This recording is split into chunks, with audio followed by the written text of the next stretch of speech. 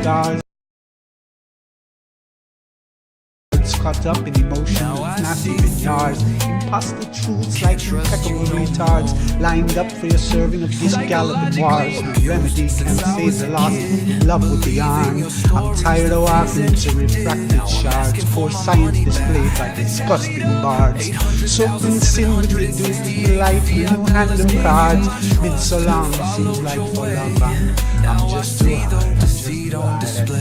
NASA, you've been lying to me.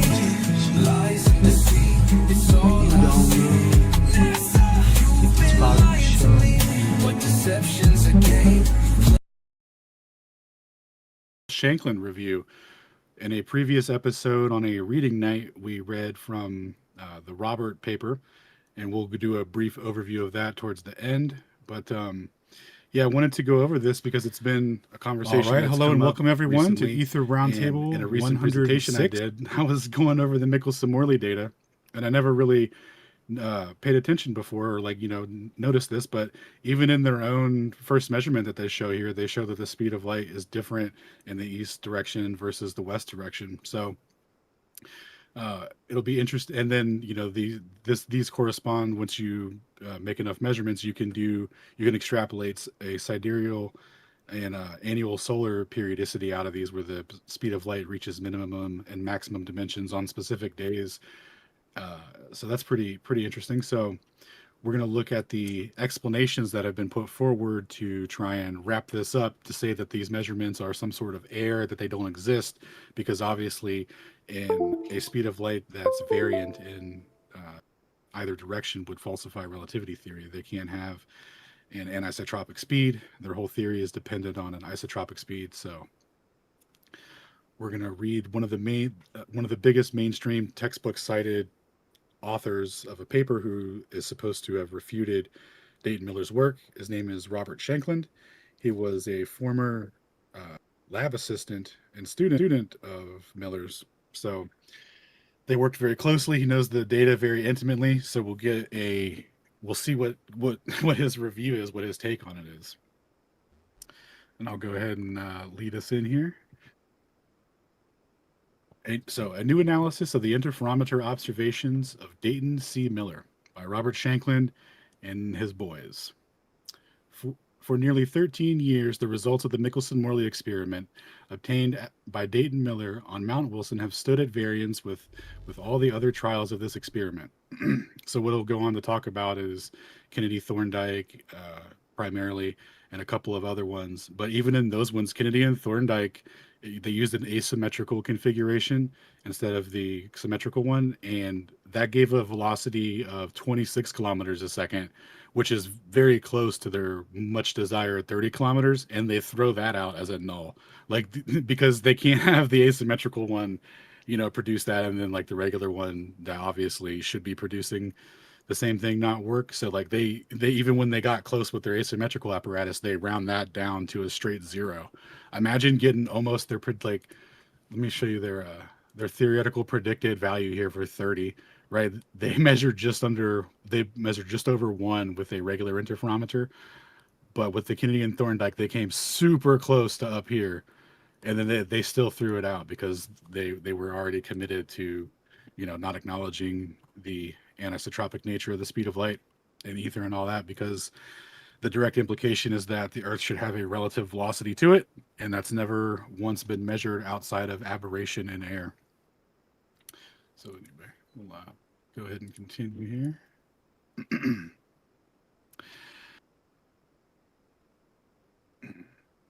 As interest in Miller's results have continued to the present time, and since the original data sheets are available to the present writers, it seemed appropriate that these observations be subject to a new analysis. It is now shown that the small periodic fringe displacement found by Miller are due part to the statistical fluctuations in the readings of the fringe positions in a very difficult experiment. The remaining systemic effects are ascribed to local temperature conditions. These were much more troublesome at Mount Wilson, and those were encountered by the experiments elsewhere, including by Miller himself and his work at the Case in Cleveland. So, yeah, at Case and in Cleveland. So, the what he did in Cleveland was that was where his controlled apparatus was, and it was in a basement. So they're saying that different times a year, different times of night, complete different location. California and Ohio are, on opposite coasts of America. You're saying the same temperature fluctuation just persist all the way in a basement in a controlled lab environment, and also in a free range tiki hut that he built that's made out of hay or whatever. So, so that's cool. And then also, yeah. Anyway, so as it has been interpreted in the present study from Miller's extensive Mount Wilson data, contained no effect of the kind predicted by the ether theory, and within the limitations imposed by the local disturbances, which consisted by the null result of the epochs of the year. And actually, I'm so sorry.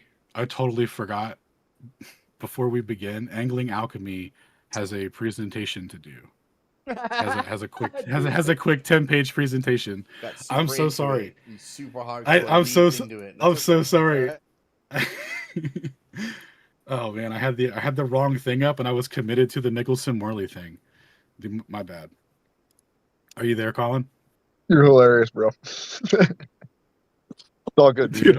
Hard break on the reading. Sorry, guys. I'm so sorry. All right, Colin. Whenever you're ready, good sir. I got the Prezi up. All good. Yeah. Yeah. Shout out to all the homies in the YouTube chat. Let's get it rolling. It's just going to be a quick hitter anyway.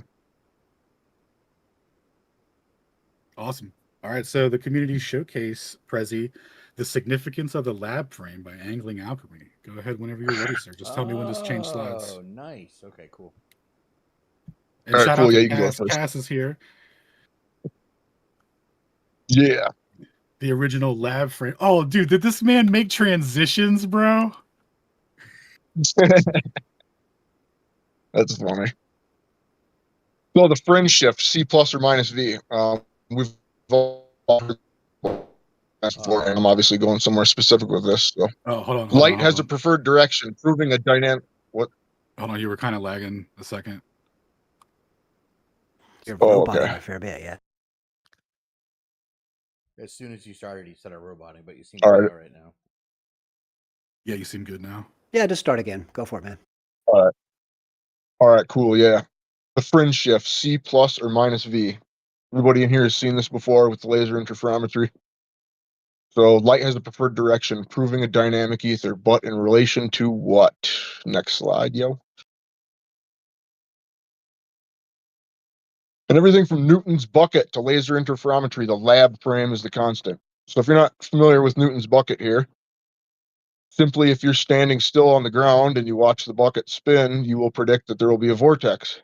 But if you attach yourself to the bucket frame, if you will, on the bucket, you wouldn't predict any motion, but there would be a vortex. You'd make the wrong prediction. Super simple. Angling, excuse me, brother. I'm sorry. This is Shalom. Alan, we're not getting the Prezi on YouTube, by the way. What? The slides aren't showing up. Yeah. You got complainers in the old chat room. Oh. Yeah. Dude, so nobody so they didn't see. Yeah. They didn't see a single slide. Oh, dude, hold on one second. We're rerunning this. The significance of the lab frame. Check out these transitions, bro. They're super smooth. Here we go. Okay. All right. There it is. Yeah. Are we on track with YouTube here? Yep. Go ahead. So the fringe shift that we're all familiar with has a preferred direction, which proves a dynamic ether, but in relation to what? And then go ahead, sir. Lab frame and bucket. Yeah, and everything from Newton's bucket to laser interferometry, the lab frame is the constant. Same concept, the same principles, the same thing. If you're standing still on the ground and you see the bucket spinning, you'll make the right prediction. If you attach yourself to the bucket frame, you will make the wrong prediction. Go ahead, next slide. There's just a couple of quotes from Robert Bennett. I'm going to be quoting on him pretty heavy here, so thanks a lot ahead of time. The lab frame is dynamically unique and absolute. I really love that. That is, you couldn't say it much more succinctly than that. And then many, in fact, all predictions from Earth's frame will be valid. All non-Earth frame predictions will be fictitious. The obvious choice, be a geocentrist. Only predict motion from the Earth's perspective. PhD physicist Robert Bennett. Nice. That's a good What one. an Next awesome slide. quote. So here we're just going to look at Faraday's law of induction. So I'm sure everybody can read that equation at the bottom there. Totally kidding. We're just going to go over that because I had to go over this and look at it because I kind of want to know what I was talking about. So a little backwards 3 there, the epsilon is equal to d phi over dt. And so this d phi is a magnetic field in flux, okay? So the phi just stands for magnetic flux through the circuit. And the dt there is the rate of change of magnetic flux with respect to time. So this induced electromagnetic force, the E here, how are we breaking that down? It's equal to the magnetic flux with the rate of change of magnetic flux over time. Okay, so this magnetic flux, this is a change. This is a movement, is what it is. But here it is, the question again, movement in relation to what? Next slide, please.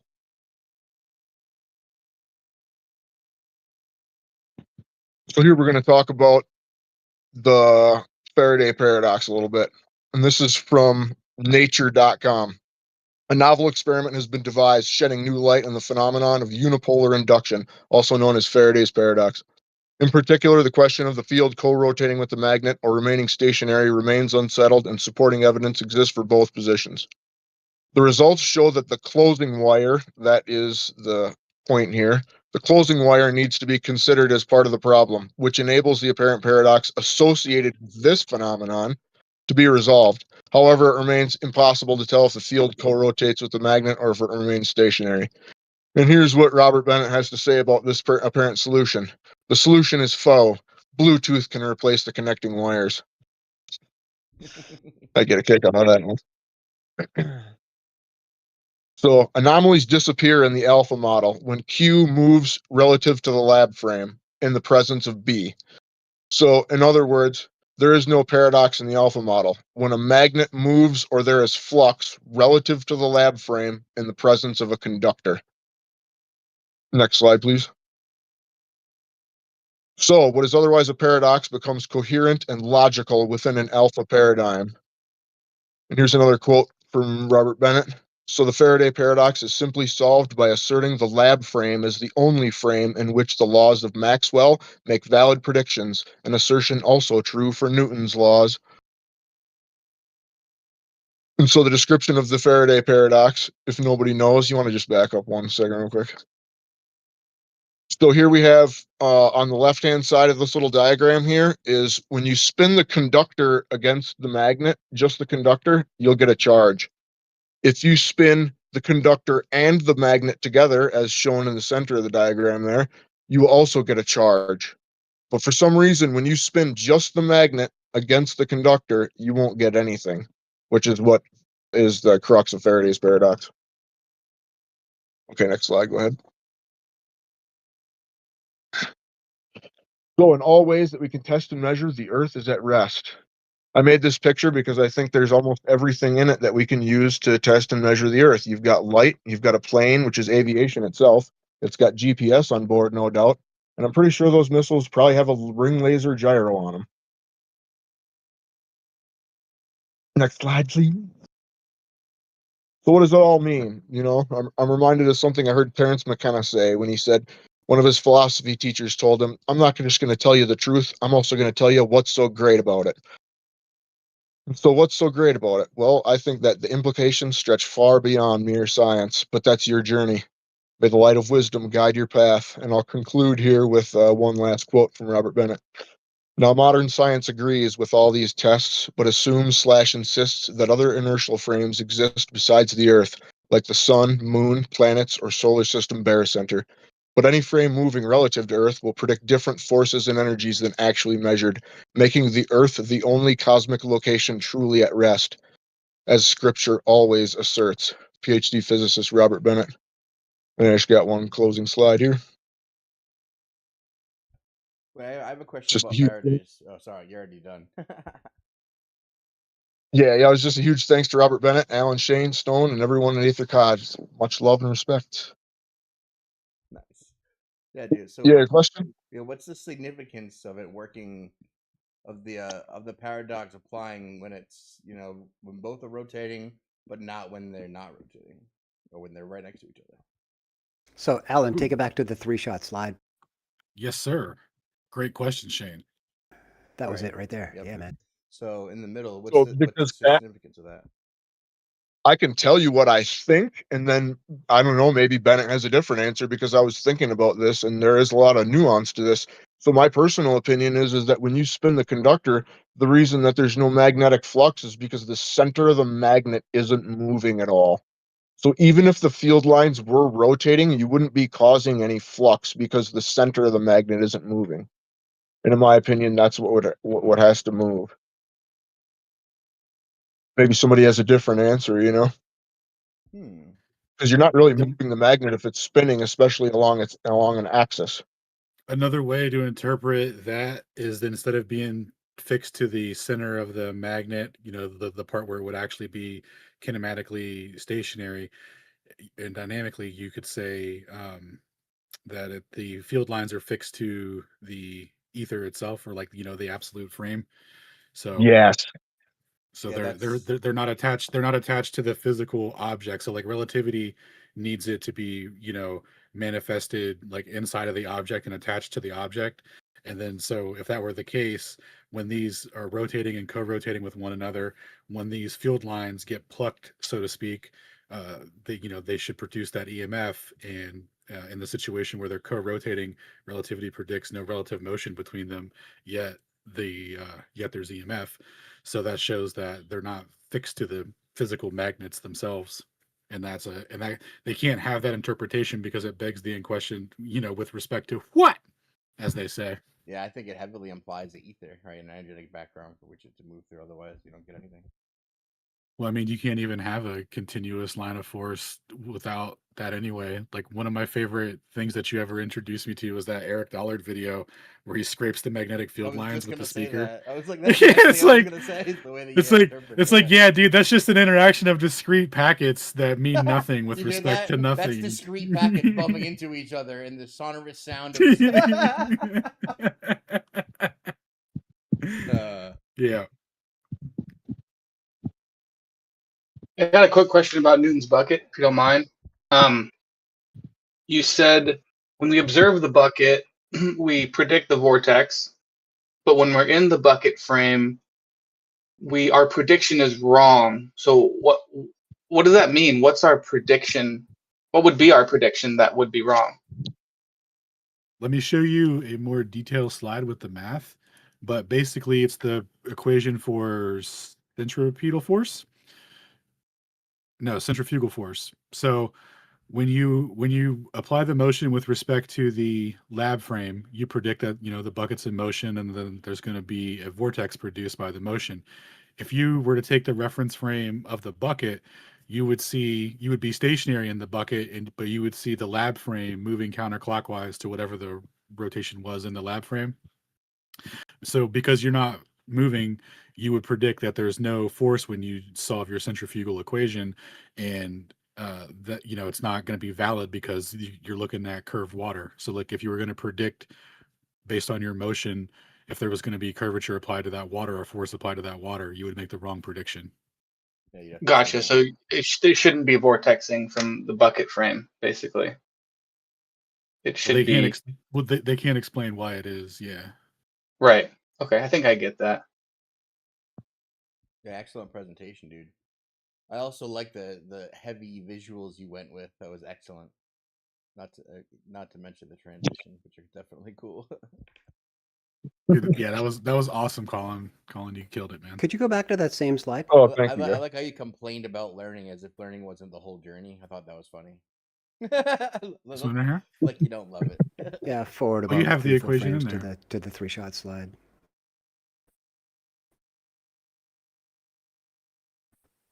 Forward a couple slides. Yep, say when. This one?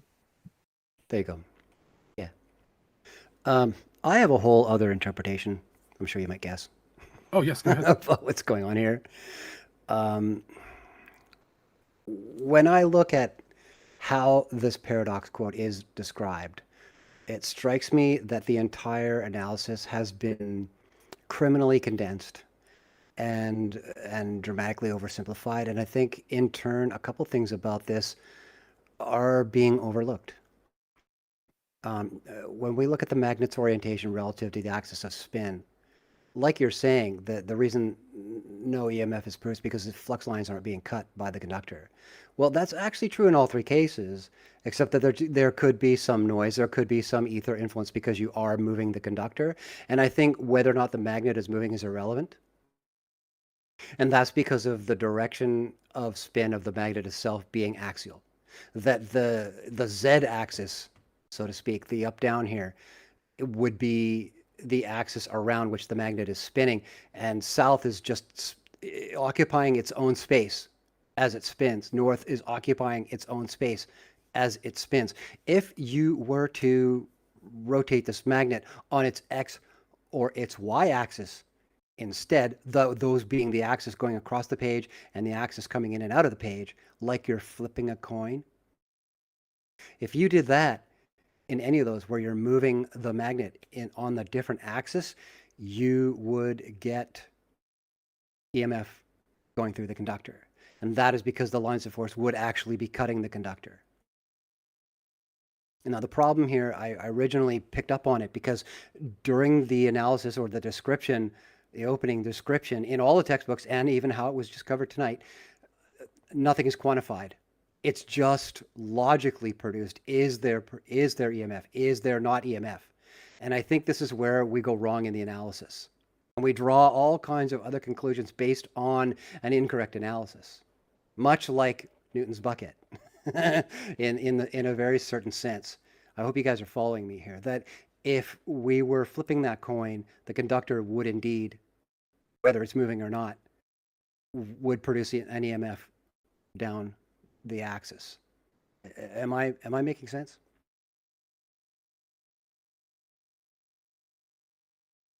Or have I just blown everybody out of the water here? So you're saying that your analogy is comparable to Newton's bucket? Yeah.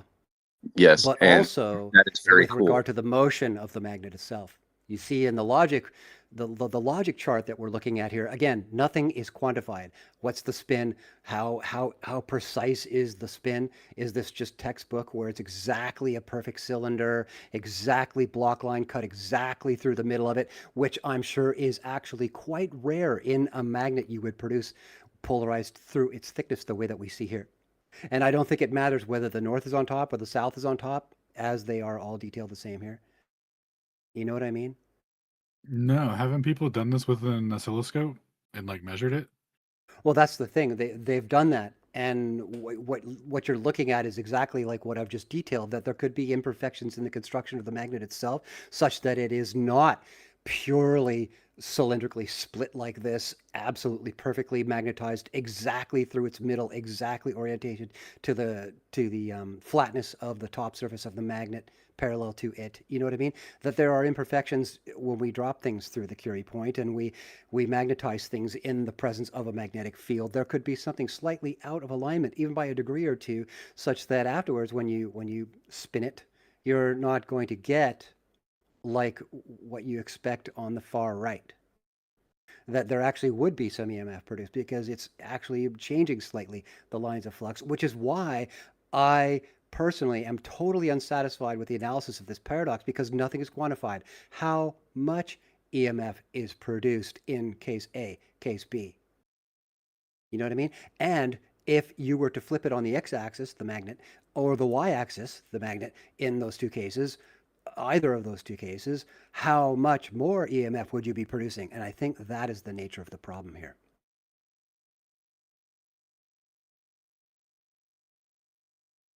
Sorry to poop on your party, guys, but to me, this doesn't actually make physical sense in terms of the analysis and the geometry of the analysis. That's the major problem that I have here. Oh, well, no, you didn't poop on anything. Well, It okay, didn't. It good. doesn't make sense because people have measured that amount like that you're asking for, and then you're But I've saying that never maybe seen that anybody and quantify then this. and then You you're know, saying that like, maybe that and then you're saying maybe that amount was due to statistical error in the magnet or whatever. well, production error, maybe. Or how it's situated on its axis, or how it is actually spinning in physical space. Is that absolutely perfect? And what is the Yeah. spin rate? That kind of thing. I'm just not satisfied with the paradox itself. That's fair. No, you're good. You didn't poop on Okay, anything, man. okay, my 2 cents. But by all means, on with the party, guys.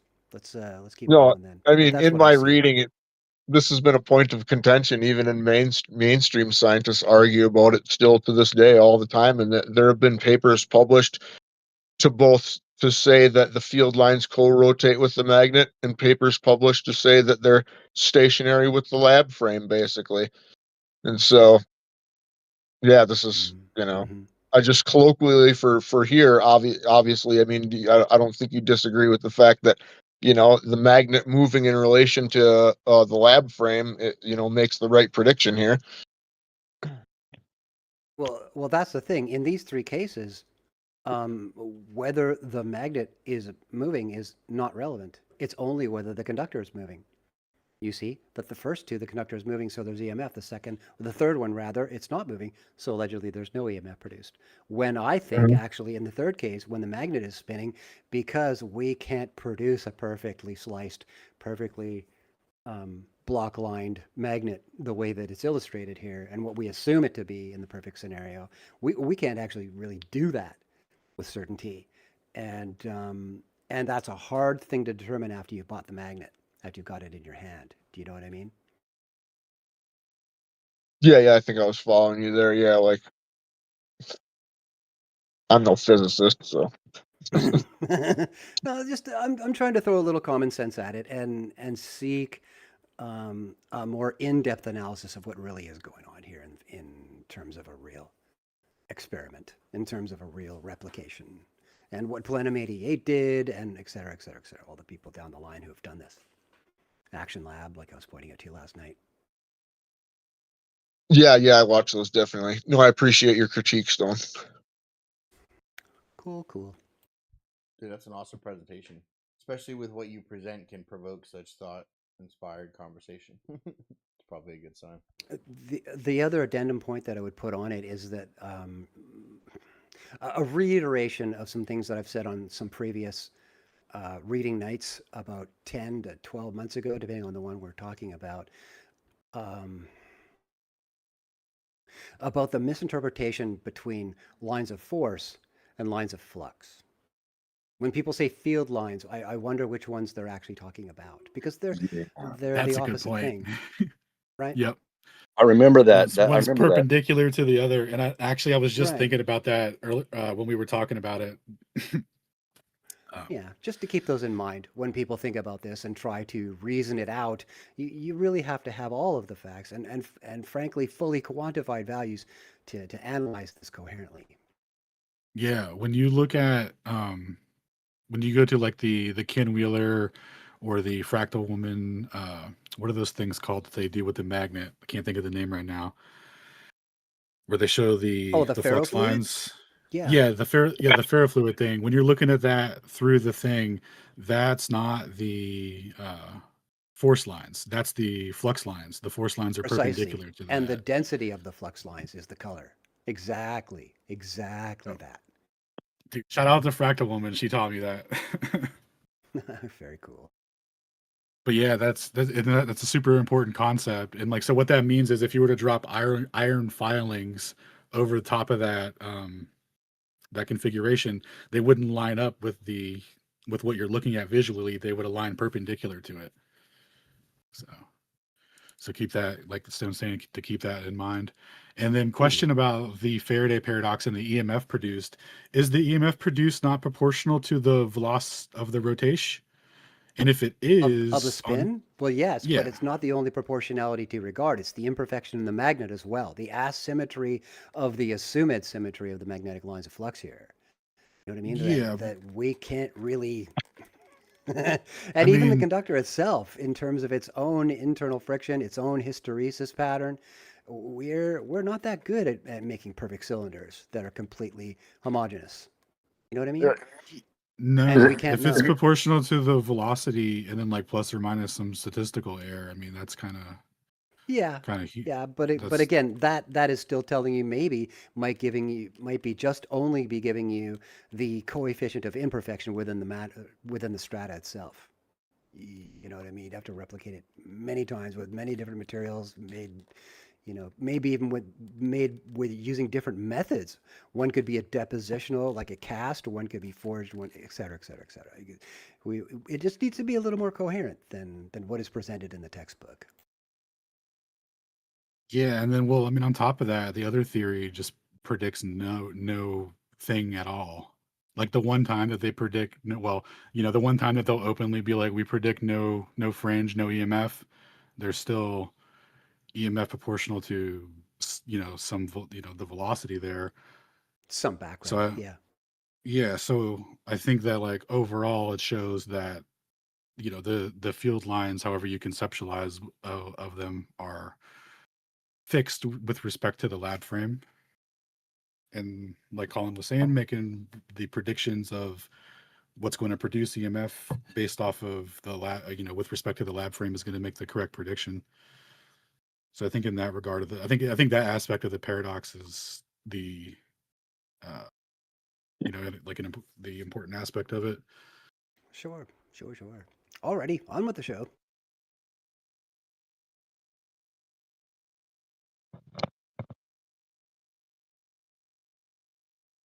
All right, Colin, thank you so much, dude. That was an awesome Prezi, bro. Absolutely, Dude, absolutely thanks. crushed it. Appreciate it. I hope everybody got something out of that. Yeah, it was great, dude. Thanks, Colin. That was awesome. Thanks, bro. All right, we will now returneth to the paper from Shankland and the boys, again covering the Michelson-Morley situation, where they were saying that the lab frame is moving at 30 kilometers a second with respect to the ether, and when they went and took the measurements, it turned out to be a much less than what they expected. And so this is now we're going over how they analyzed it and interpreted how to make the measurements go away. Because even though they were smaller than what they expected, they were larger than what they could chalk up to air normally. So this is a way after the fact analysis. All right, so introduction. The null result obtained by the Michelson-Morley experiment at Cleveland in 1887 was the culmination of the long 19th century search for an ether and proved to be a major incentive for the theoretical developments made by Lorentz, Fitzgerald, Lamore, Poincare, and especially Einstein. The crucial significance of the Michelson-Morley result stimulated many repetitions of the experiment during the next 50 years, especially as the implications of the theory of relativity unfolded. All the trials of the experiment, except those carried out at Mount Wilson by Dayton C. Miller, yielded a null result within the accuracy of the observation. Miller's observed fringe displacement also were very small, being on average of only 1/13th of those predicted by the ether theory of 30 kilometers a second. So keep in mind here, there's a lot of like contextual reframing of this to make it seem like the ether theory predicts this.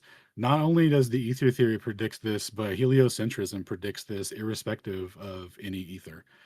So there should be, if the motion is real, there should be a way to detect it. And so removing the ether from it and reframing it contextually like this is part of how, they've gotten away from, like, that's the important parts of this paper, not the fact that what we're going to read is going to be very shaky in terms of providing an actual substantial refutation to the measurements that were made. So, however, these small residuals receive no adequate explanation, and since interest around them has continued, it seemed desirable to make a rather detailed analysis on the observational material. Michelson-Morley had originally planned to repeat the experiment at intervals of about 3 months throughout the year, and thus allow any possibility that the Earth's orbital velocity at one epoch might fortuitously combine with the motion of the entire solar system through space and give a small resultant velocity to their apparatus. However, after completing the July observations in 1887, They did not return to this problem in the completion of the ether drift experiment for all the epochs finally carried out by Miller during the years of 1921 through 1926 in Cleveland and at Mount Wilson.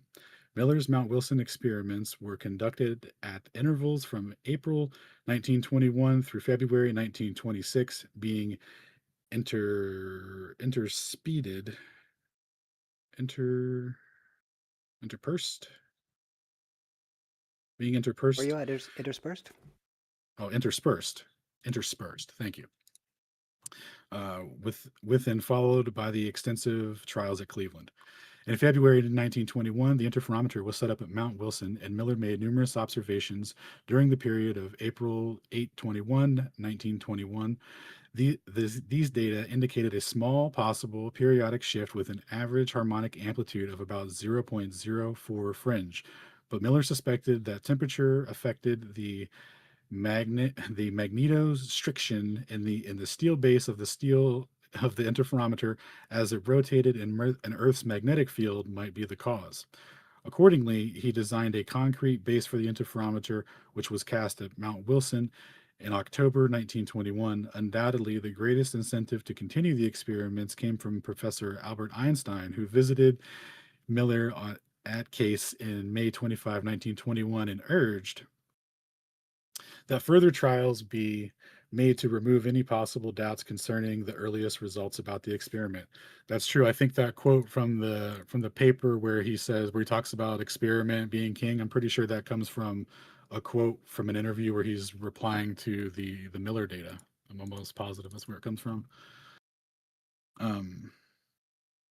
It's a pretty famous quote there from that. But anyway, Miller conducted a series of observations with the concrete base interferometer from December 4 to 11th on 1921, but with a rather discouraging result. Much of the time, the interferometer behaved poorly, and the fringes, often unsteady, temperature variations near the instrument were troublesome, and the vibrations caused by high winds made observations entirely impossible. However, last December, on 9/11, or December 9 through 11, 1921, 13 sets of readings comprising of 153 complete turns of the interferometer were made under favorable conditions, some of them excellent seeing. These data gave an average of a periodic amplitude of only 0.04 fringe, nearly the same as the April 1921 results with the steel base interferometer, and Miller concluded that the effects are probably due to the instrument. This is the end. Or all effects are due to the instrument. This is the end. So shortly thereafter, he dismounted the apparatus for Cleveland to write, where he reassembled it in a basement at the Case Physics Laboratory. Since about 1921, experiments of both steel and concrete bases of the interferometer give essentially the same results. Miller concluded that the magnetostriction was not the cause of the small periodic observed shift. However, since the mechanical rigidity of the concrete base instrument was less than that of steel, a conclusive argument could not be made. The magnitude of the magnetostriction effect is marginal. Nevertheless, it cannot be ignored since it would produce a second harmonic fringe displacement. Professor G. Jews, in his repetition of these experiments in 1930 at Jena, used a fused quartz base in his interferometer because he concluded that the magnetostriction of steel or Invar base would be excessive for the precision he expected to attain. After the 1921 trials at Mount Wilson, Miller probably would have abandoned further work on the problem, except for his visit to Case made by Lorentz during the following spring.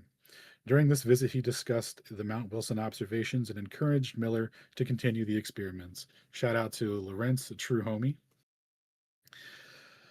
From the time that the steel base interferometer was set up at Case in 1922 until it was returned to Mount Wilson near the end of the summer in 1924, Miller carried out many experiments designed to test the improved performance of the apparatus. He established an order of magnitude in the fringe shifts produced by unequal heating of air in optical paths of the interferometer, by varying the speeds and reversing the direction of rotation of the instrument, by various adjustments and centering pins, or adjustments of the centering pins. He also used different light sources, including sunlight. Many of the Cleveland trials from 1923 to 1924, especially for which the data sheets record the best quote seeing conditions for the interference fringes, the periodic effects are very small. These data were not analyzed in detail by Miller, and he considered them only preliminary to the other work at Mount Wilson. His other 19 sets of the observation made from August 23rd to September 4th in 1923, and 42 sets of data taken from June 27th to July 24th, 1924, including those made in sunlight, for which the interferometer was in the best adjustment and had the fringes were often noted as quote good or excellent, constitute some of the best data obtained by Miller's interferometer. These 1923 and 1924 Cleveland results include a Table 1 which summarizes the important trials of the Michelson-Morley experiment.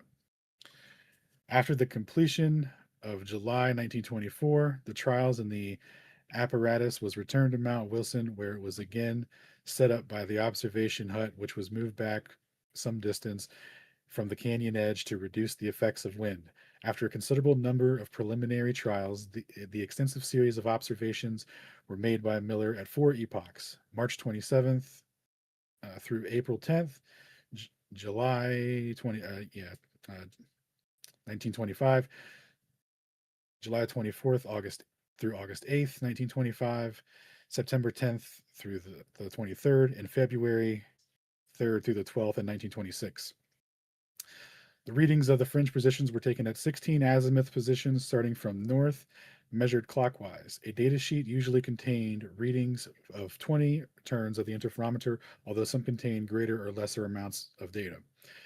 For the analysis, Miller averaged 20 readings of each azimuth and then applied a linear correction for the fringe drift that averaged the that averages close to the that so that the averages closed at a periodic function in the 360 rotation. Furthermore, a constant was then subtracted from the averages so that the mean was 0.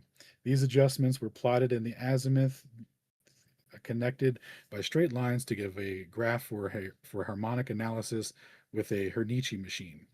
A sample of the data sheet which presents details from this reduction method is published in Miller's second reference here.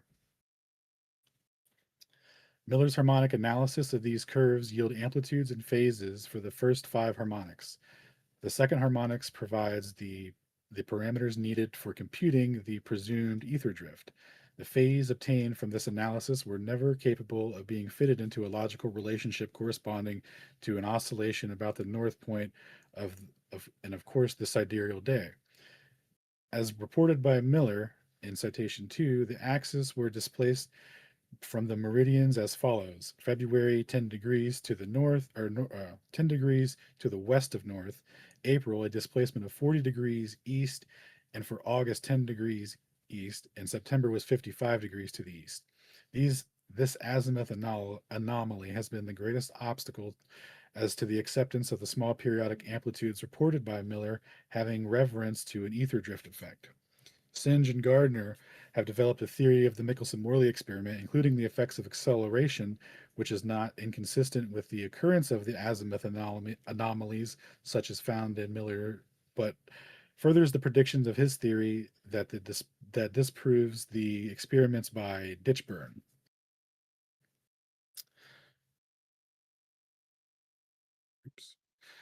Statistical analysis of Miller's data. The data collected by Miller have recently been re-examined with a view establishing the importance of statistical fluctuations and physical causes of the small periodic effects which he obtained. Consider the first individual data sheet. It is generally agreed that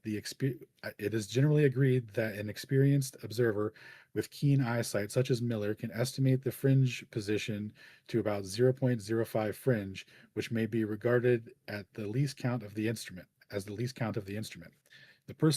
personal factor will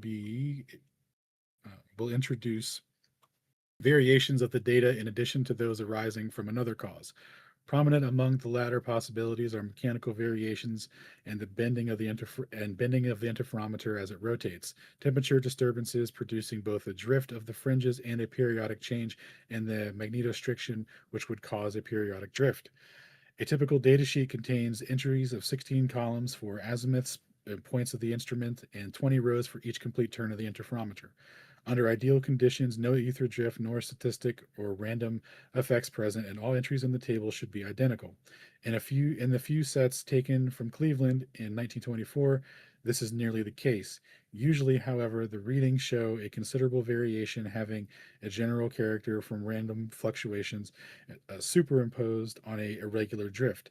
A standard analysis of a variance technique may be used to examine the degree of randomness in the datasheet. Let X be the fringe reading in the position of X bar I be the average of the ith column of data, the azimuth position of the interferometer. Furthermore, let X bar be the average of all 320 entries X sub ij on the datasheet, where X sub ij and hence the averages have already been freed from the linear drift through the whole fringe of the system in the same manner as Miller did. Suppose that these 320 values be considered as a random sample draw from a normal population. Furthermore, suppose an arrangement into the columns and rows is a random one.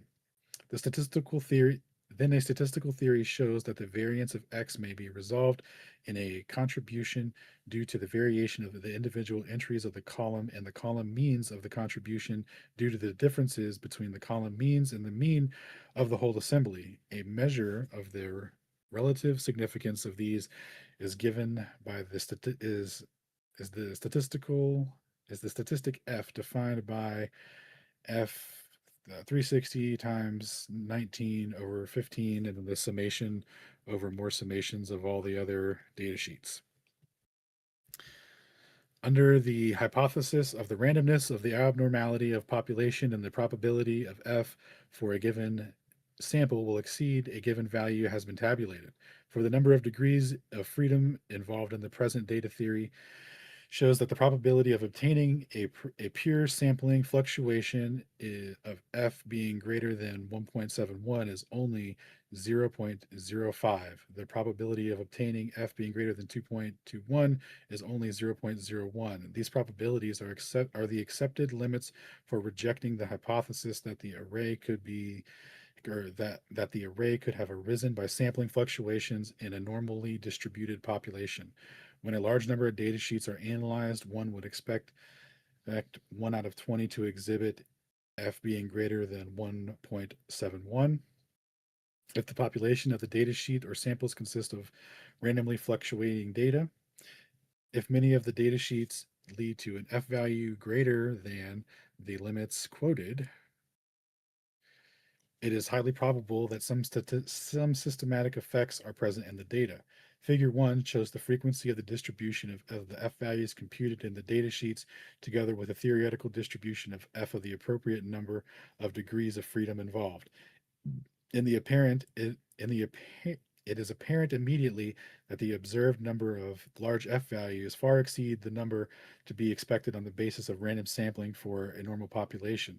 In fact, 36.5% of the F values exceed the critical value. 1.71 and 25.3% of the exceed the value of 2.21. The analysis indicates that the fluctuations in the column means that they cannot be attributed entirely to random effects, but the systematic effects are present to an appreciable degree. A second method shows that the periodic effects observed by Miller cannot be accounted for entirely by the random statistical fluctuations in the basic data. 5 representations of the data sheet's unprocessed data were subjected to the auto-correction analysis.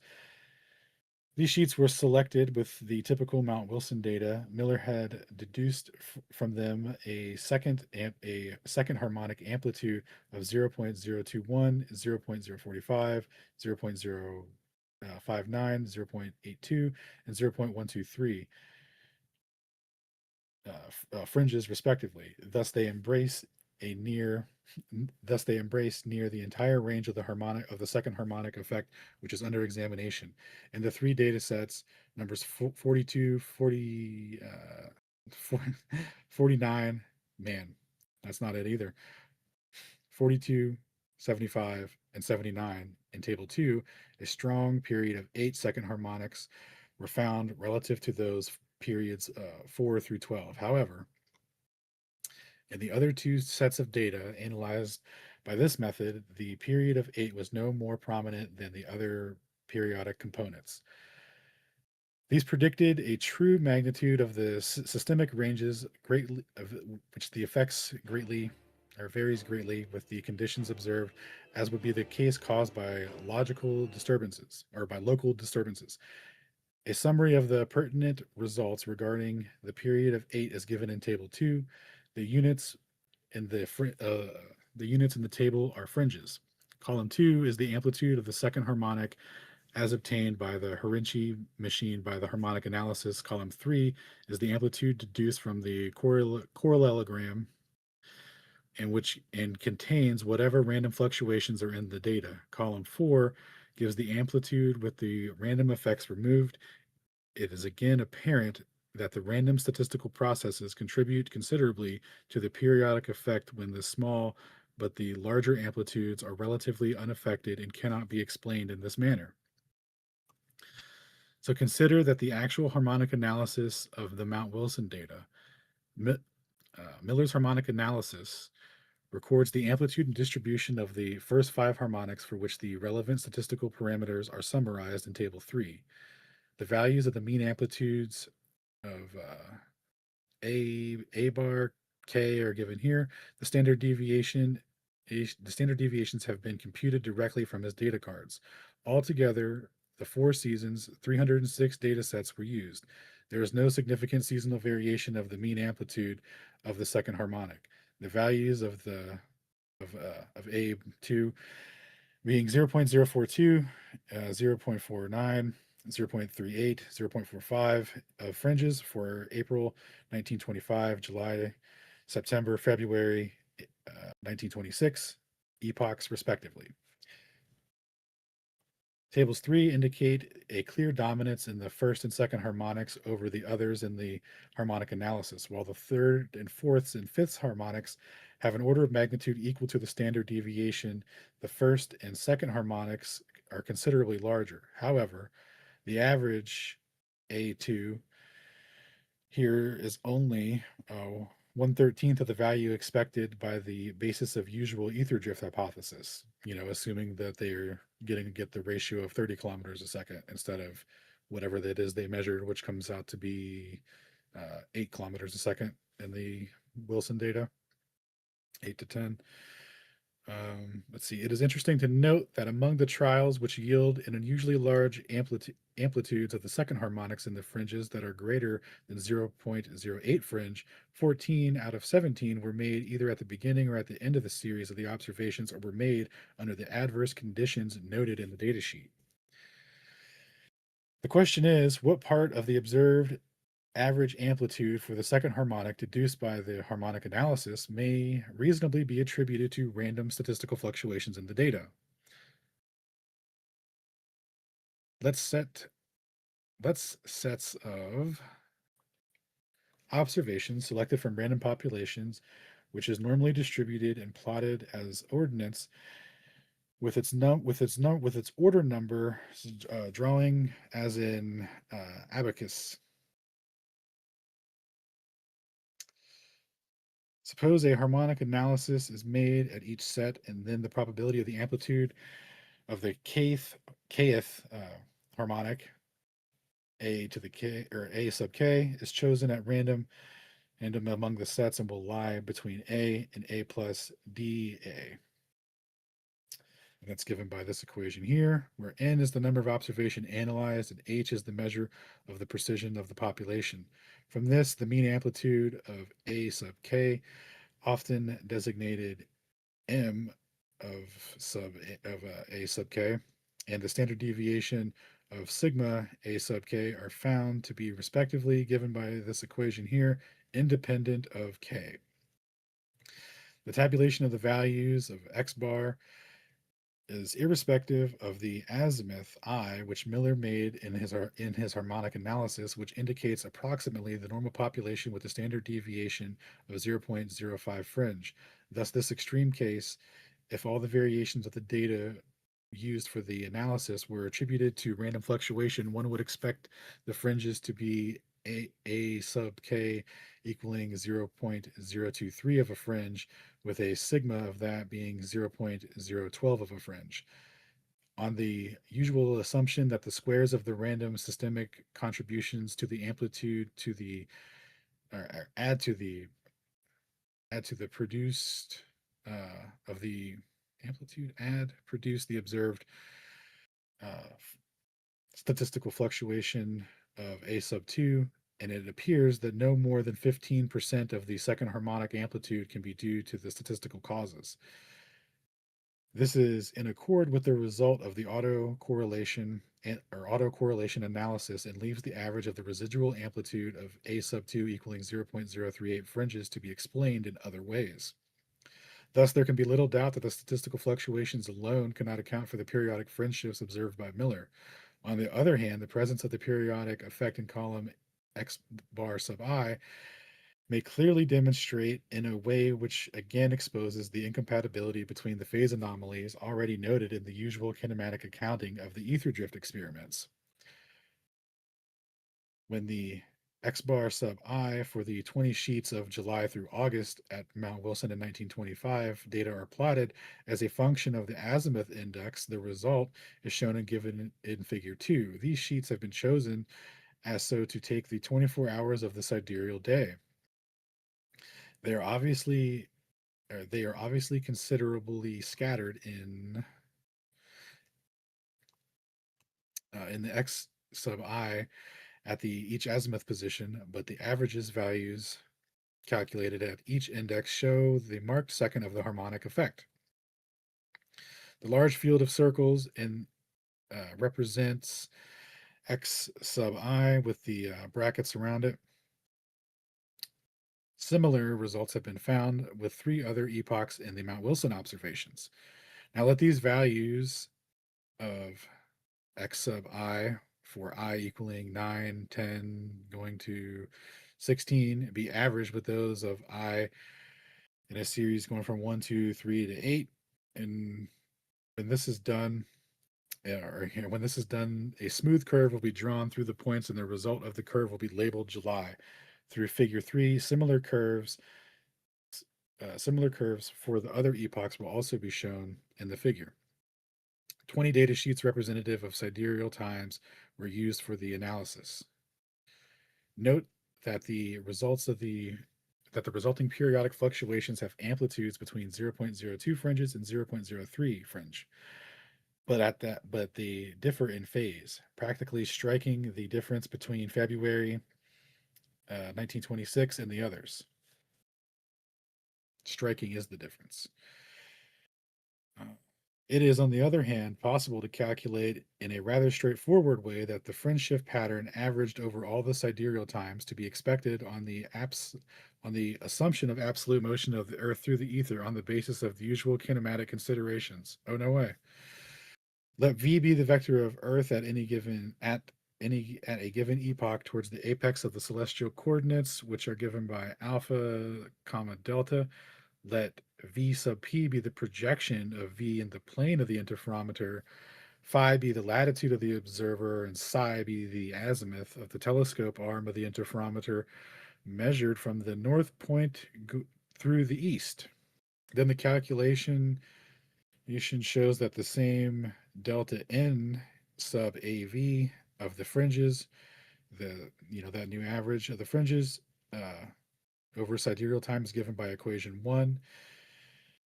Since phi is a constant and delta is fixed in a specific epoch, on the average fringe shift of a second harmonic results, clearly the angle psi is equal to 2 pi times I minus 1 over 16, and the computed delta n average corresponds to the observational equation here. Thus, the direct correspondence between these curves of figure 3 and equation 1, and no phase anomalies of any kind is observed. In figure 3, observed in figure 3 are permissible, sorry. The four curves have a common maximum or minimum at I equals 1. The only amplitude may be different at different epochs. Yeah, no way. Others, so, corresponding to like a solar movement. Let's see. This criticism is, of course, only different from the form objective raised by von Lau and Thuring. Both authors point out that the Lorentz criteria for the Lorentz criterion, which requires the mean value for the velocity over the sidereal day to be a vector in the meridian, is not satisfied by the results on the Mount Wilson observations from 1921 and 1925. Thuring shows that a single daily pattern of these observations cannot be made to coincide with any of the daily visible derivations, pattern derivable from the usual kinematic theory of variation of delta. The present form of the criterion, if it may be designed, is perhaps more convenient when a large amount of data is checked for consistency. In the interpretation of Miller's hypothesized, or in the interpretation of the observations, Miller hypothesized that for unknown reasons, the daily swing of the vector v sub p might be symmetric about some line other than the meridian, and the angular deviation from the meridian be permitted to vary from epoch to epoch. In terms of figure 3, this is simply a deviation of the first maximum from the north point, but the angles in our figure differ considerably from those found by Miller. Actually, Miller drew the curves A versus theta, where A equals the azimuth of the vector v sub p is max, and theta equals sidereal time. For each of the four epochs determined each of the four epochs and determined his anomaly from what was called the he called the own axis of the plot, meaning, and some of the meaning of that is obscure with respect to absolute space. Okay. The meaning of this is obscure. Contrary to the expectation, it does not designate the horizontal axis through the centroid of the observational curve, since the ratio of the upper and the lower area is found to be 1.3, 1.7, 1.4, and 0.6 respectively for the four epochs. Under these circumstances, little significance can be attached to the remarkable agreement between the values of alpha and delta computed from v sub p versus the theta curves on the one hand, from A versus theta curves on the other hand, as presented in tables 1 and 2, the references of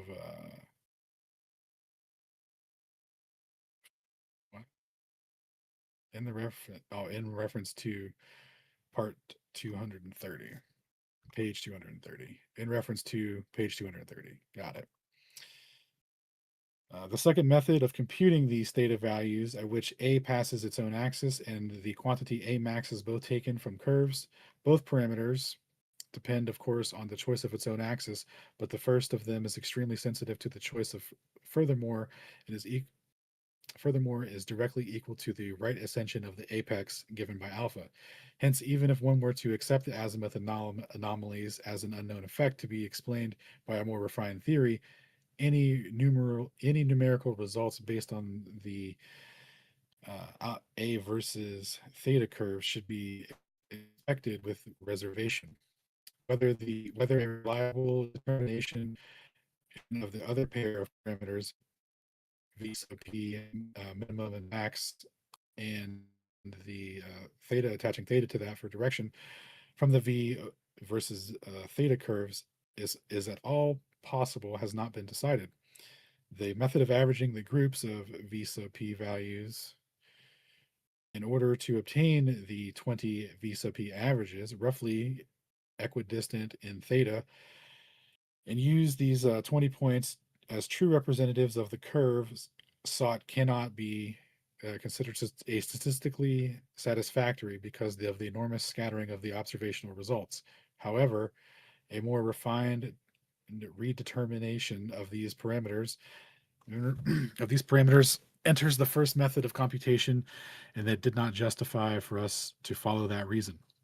If the azimuth anomalies are accepted and equation 1 is established with a simple connection to equation 2 between the maximum of the fringes observed, or the average observed during the epochs of a function given by f delta phi naught, whose deviation with respect to delta can be shown to vanish for degrees being equal to 90, now changes only slightly from epoch to epoch, which makes it feasible to satisfy approximately by contrast the vector v for all epochs. However, the vector must contain a variable contribution to the orbital motion of Earth. This has to, huh? This difficulty may be overcome by choosing a cosmic v naught, such as the v naught is much less than the v orbital, and the delta naught is not far from 90 degrees. But a further obstacle arises, namely that delta equals 90, where f delta becomes simply a squared cosine of phi, where a squared is a constant completely determined by the geometry of the wavelength of the interferometer. Thus, the magnitude of v naught plus v orbital cannot be chosen freely. A reduction factor becomes necessary to make it so that delta n is equal to k times the velocity vector squared times f delta, which is their celestial coordinates, where k is about 1 in 20 of Miller's cosmic solution. It seems to us that the basis of the discussion that the internal consistency of the cosmic solution is not so great to surprise that it appears at first glance. It certainly cannot it certainly is not cogent enough to serve as a logical support for the claim that the half period effect observed is a true ether drift effect.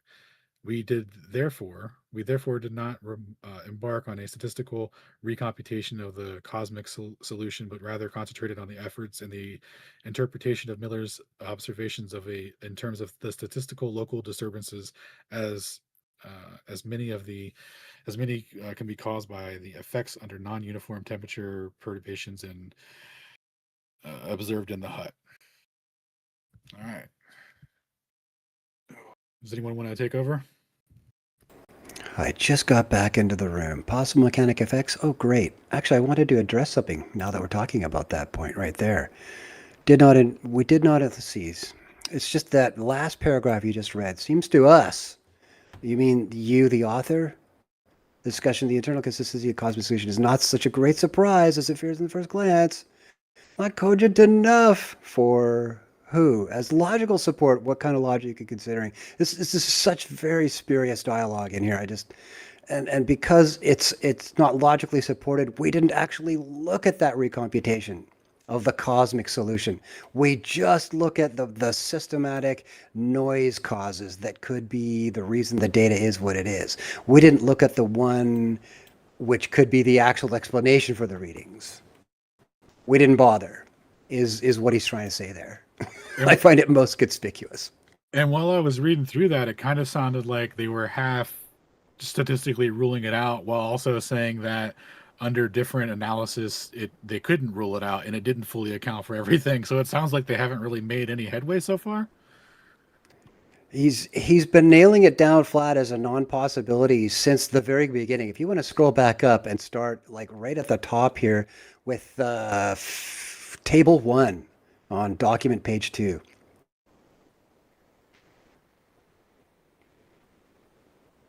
He starts to describe what these columns mean in terms of the trial. Okay, that's figure 1. We want table 1. Keep going up to document page 2.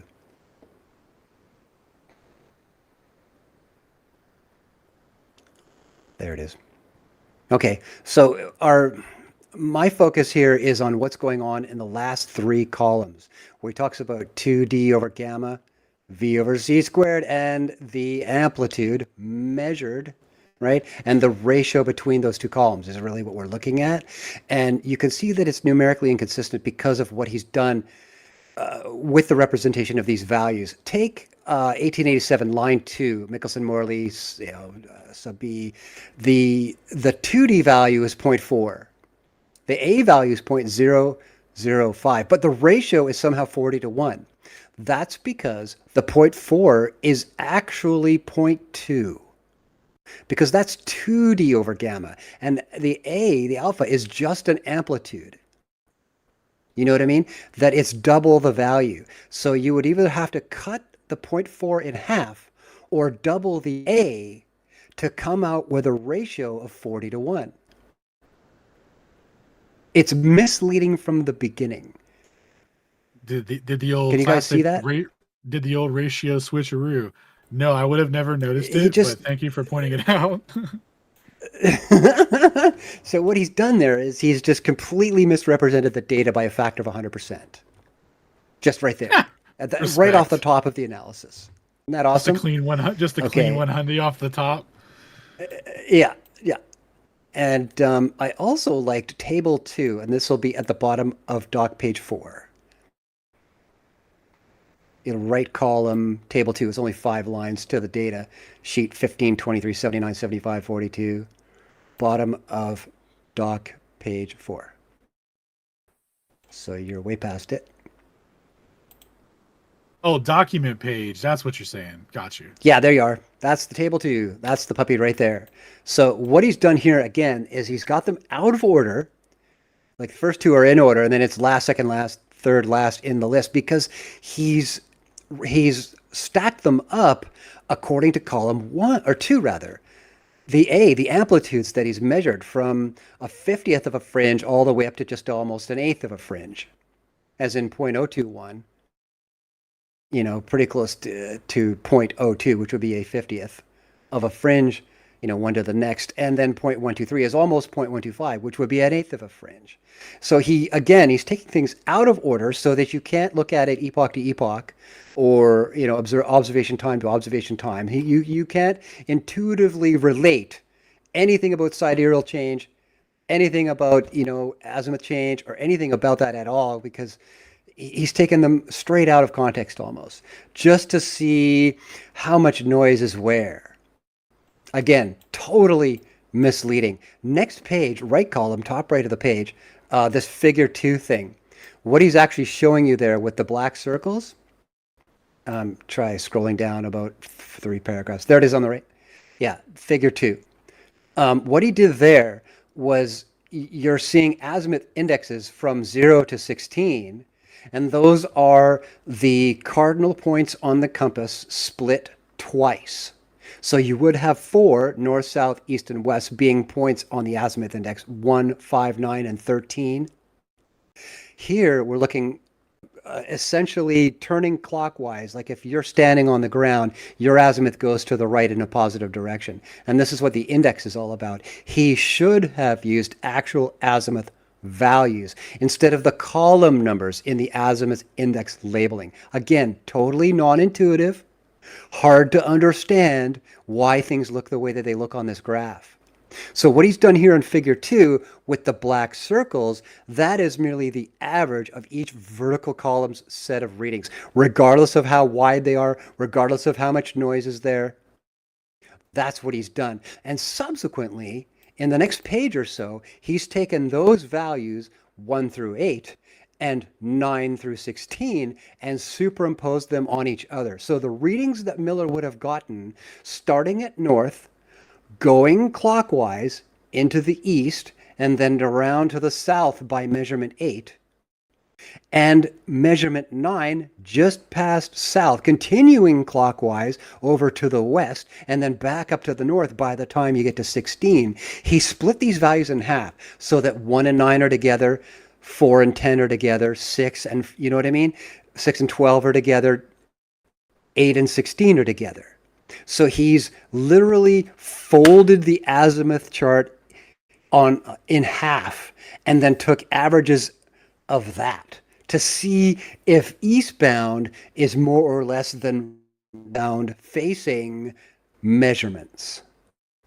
Again, 20 measurements per heading. Are you guys seeing that? That's what he really did with this data.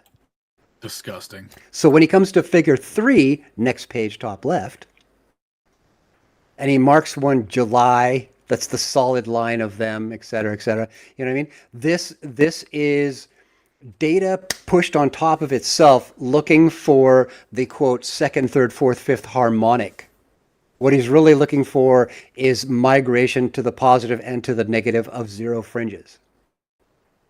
He's absolutely manipulating the data, and this isn't even much dealing with how he's cherry picked the data. And I've done a little graph, which I'm going to show you guys after we're done reading this thing, so you can get a much better grip on how totally cherry picked the data that he's scooped into this paper and has shown you with an upcoming chart that we'll be seeing in a few. So we're at possible mechanics, bottom right of that page, and I'll start reading now if you like. Yeah, awesome, dude. Hope Thank you everybody's so much caught for up on that shenanigans. Thank you so much for breaking down the graphs and making sense of that, dude. Because like otherwise, it's like reading sign language to me or whatever. You know, it's like okay. Yeah, my pleasure. Like I love making things clear. You know. Yeah, the intricacies of what they did to obfuscate it are hilarious because as I was reading through here, at some point he said something like, if you just analyze it with respect to the epochs in consensual order, you can't explain any of this. So like, yeah, only by folding it up and making it retarded were they able to even try to make it seem like the amplitude goes away. It's a statistical error. It doesn't line up correctly. It makes no sense. It's like, yeah, it makes no sense because you closed your eyes when you were looking at it, dog. More importantly, that he's taken out the asymmetricality of the data analysis and used that as a reason to not pursue any cosmological influence. Right. That it all just must be some kind of instrumentational or noise or temperature-based error.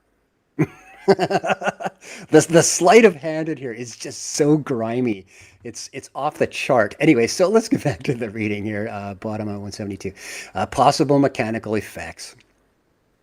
The question may be raised whether some of the local causes which are responsible for Miller's results can be found in the mechanical performance of his apparatus. And this is what it's about, okay? He's completely diverting your focus all completely away from the possible cause. And we're looking at nothing but noise and physical and you know what I mean, internal friction and all kinds of other crap.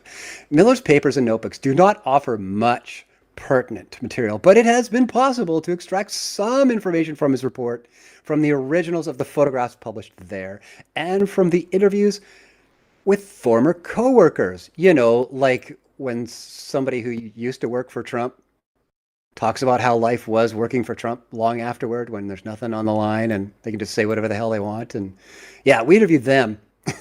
And from interviews with the coworkers, okay, these data make it possible. You know what I'm saying? That's what he did. That's dude, I love what that he you did. spotted that immediately. Yeah, I saw that the other day and I was like, Jesus, dude. They just asked people and then filled in the blanks. Said, yeah, hey, did you spin the wheel? Oh yeah, how was that? Okay, these data make it possible to investigate the motion and deformation of the steel cross carrying the optics of the interferometer. The cross consists of 4 arms bolted together, each arm being a box structure held together by rivets. The central portion of the cross rests squarely on a wooden support which floats on mercury. Consider the beams B1 and B2, and I don't know where he shows this in this paper at all. He doesn't. I looked for it. I may have just missed it, but he doesn't show these beams. He doesn't show anything about the physical. He just talks about it. Each formed by one pair of opposite arms. So we've got beam B1 and B2 forming the cross, where 1 and 2 are each 2 pieces of box structure. Okay, if the supporting float is horizontal, the ends of the beams will sag under the influence of gravity, somewhat below the level of supported central portion, as in the thing that is floating on in the center. The thing from which outwardly the beams are cantilevered. Now let the cross turn about the beam B2 through a small angle alpha 1. This will cause the beam B1 to unbend slightly, since only the component of gravity normal to the beam contributes to the bending movement. The mirrors rigidly connected to the ends of B1 will therefore suffer small additional rotations in opposite directions about axes parallel to B2. A very small change in the length of the light path will be the consequence of this change in the relative position of the mirrors on B1. Does he quantify this? Hell no. Is it significant?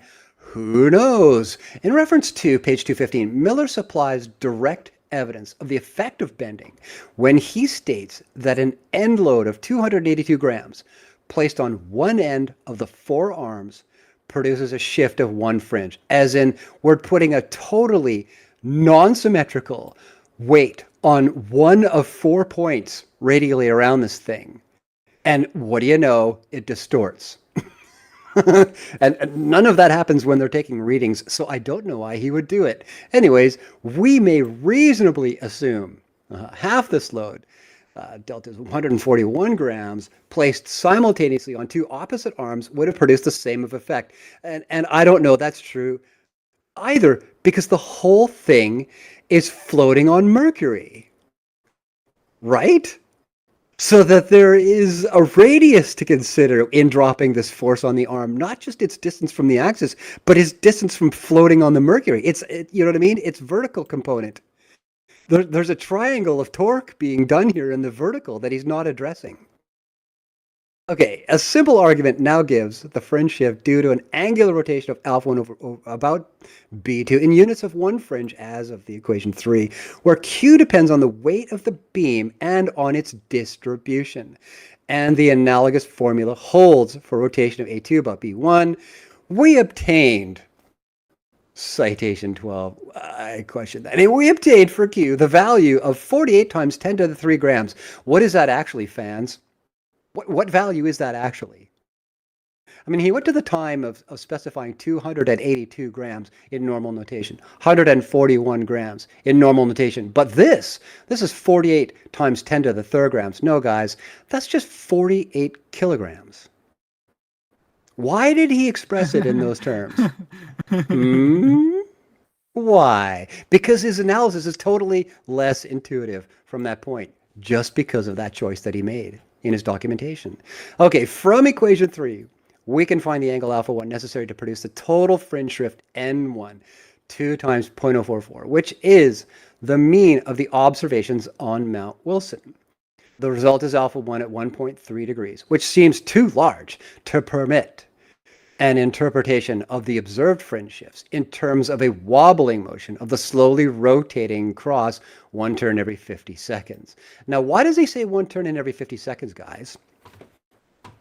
Again, this is something that you'll see in an upcoming display of his cherry-picked data, where they take 20 turns and 16 samples per turn, like I was telling you about the cardinal directions.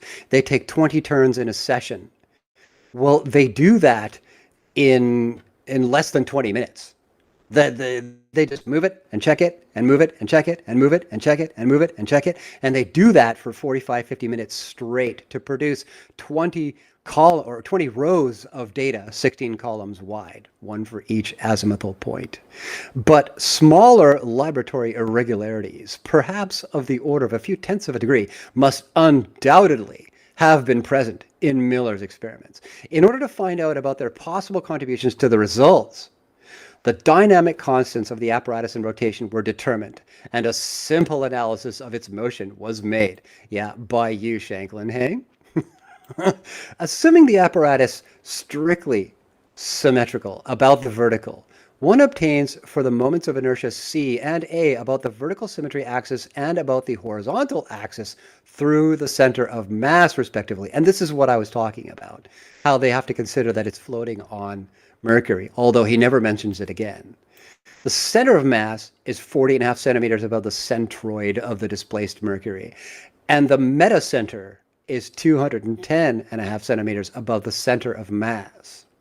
The restoring moment produced by a small angle theta between the symmetry axis of the apparatus and the vertical theta d where D is 2.48 times 10 to the 11 dyne centimeters. Now, this is a unit of measurement. I'm sure you guys might remember when we were talking about the Marinov motor and the replication that it did last year. You guys remember that one? Oh yeah. On how many Oh, dynes of torque we were producing on 27 amps of current going through it? that a dyne is like millionths of a foot-pound kind of thing. So this 10 to the 11th is nowhere big as they would purport or have you believe. And it is because of his unit of measurement here that that exponent is so drastically high. Okay, the period of roll about a horizontal axis through the center of mass is therefore only 1.2 seconds. And I don't know if he means arc seconds there or measurement seconds. You know what I mean? That's a little vague. Anyways, the motion of the system may be considered as that of a hanging top. The restoring couple is theta d, depending on the fixity of the centering pin, which is not the same in all experiments. The fixed point may be identified either with the center of mass itself or with the bearing of the pin, which is about 51.5 centimeters below the center of mass. The equatorial moment of inertia is in this latter case a 1.22 times 10 grams per centimeter, grams square centimeters actually. I should get that straight. 1.22 times 10 to the 10th grams centimeters squared. C and D are, of course, unchanged because they're aligned with the axis of motion that they're talking about. Let us consider the motion in the neighborhood of steady rotation about the vertical axis of symmetry. The values of the constants A, C, and D together with the very small spin radius of 2 pi over 50 per second are such as to preclude regular precession, whichever fixed point is chosen. The motion is of the rosette type. The instantaneous position of the symmetry axis be given by, and you see it in equation 4 between theta and psi here, with the two omega values. Here, theta and psi are the polar coordinates of the axis of the symmetry, and what is an eta? Is an amplitude constant characteristic of the asymmetry of the initial impulse.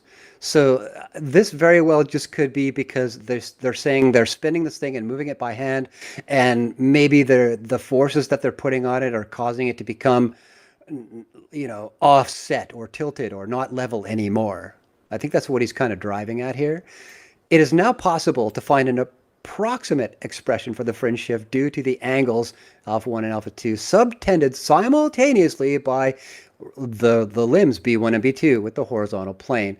When the symmetry axis moves according to equation 4, one obtains this one in equation 5 about delta n, or delta, he's changing from n to eta partially through the equation. That's confusing as hell. Way to go, guy.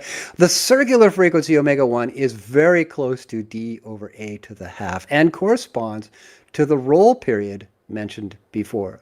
Thus, delta n oscillates with twice the roll frequency, the amplitude being modulated with the circular frequency 2 onto r minus omega 2.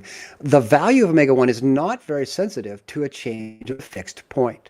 The roll period increases from 1.2 seconds to 1.4 seconds if the fixed point is assumed at the pin bearing. The period of modulation, however, decreases from 39 seconds to 10 seconds if instead of the center of mass, the pin bearing is assumed fixed. Obviously, these rapid oscillations cannot account for the true second harmonic period of 25 seconds, which strongly dominates such runs as shown by sheets 79, 75, and 42. And notice that he lists them in reverse order here, exactly as he has them listed back as we saw in table 2, with those 5 rows in them. Beyond that, one may in general expect the contributions of these oscillations to cancel each other in the average throughout a set of 20 runs. In order to estimate the efficiency of the averaging process, assign to the amplitude constant eta the improbably large value of half a degree. Compute a table of 20 rows as in 20 spins of the wheel, all the measurements, 20 times 16 measurements, according to equation 5, by setting T equals 50K over 16, where K is 1 to the iterations of 320, all the measurements. You know what I mean? 16 times 20 is 320. And determine the column averages, delta N average for the iteration. It turns out the maximum value of the data N stays well below, what is this, a 200th of a fringe. These conclusions would not be strongly affected by a slight asymmetry of the apparatus about its vertical axis, as must undoubtedly have been present, even though he wasn't there to confirm it. He has no doubt. These guys botched it. Effects of temperature. Miller's 1923 lab tests of the effects of thermal variations on the interference fringes have been studied with the view of establishing their relationship to his Mount Wilson observations, where temperature effects due to intense sunlight during the day and to canyon air currents at night were often troublesome. Miller's own suspicions that the thermal effects might be important are shown by the entry in his lab notebook for April 14th, 1921, saying, sun shining full on the side of the house, there was a very large drift which seems to be in the direction of the sun, indicating possibility that the entire effect is due to temperature. Well, maybe it's due to the presence of the sun. But he's not going to look at that because of the way that he's stacked his averaging, like we talked about before. In the lab tests, electric heaters were placed at the level of the mirrors, as in the vertical height of the mirrors, and about 3 feet from the circle traveled by them, as in 3 feet farther radially away. The altered refractive index of the heated air and the thermal effects on the mirror supports change the optical path lengths of the interferometer. And when these are affected unequally in the two arms, the fringes shift in position. On the assumption that the 4 arms of the interferometer all have the same thermal insulation, a localized temperature anomaly or a temperature gradient across the room will produce a second harmonic term in the fringe positions as the interferometer rotates, similar to that anticipated for an ether drift. Now, is that actually true is the question. He's saying that if there's a horizontal temperature gradient across the room, that's going to affect the orientation of these mirrors because of, you know what I mean, expanding and contracting materials themselves upon which they are sitting.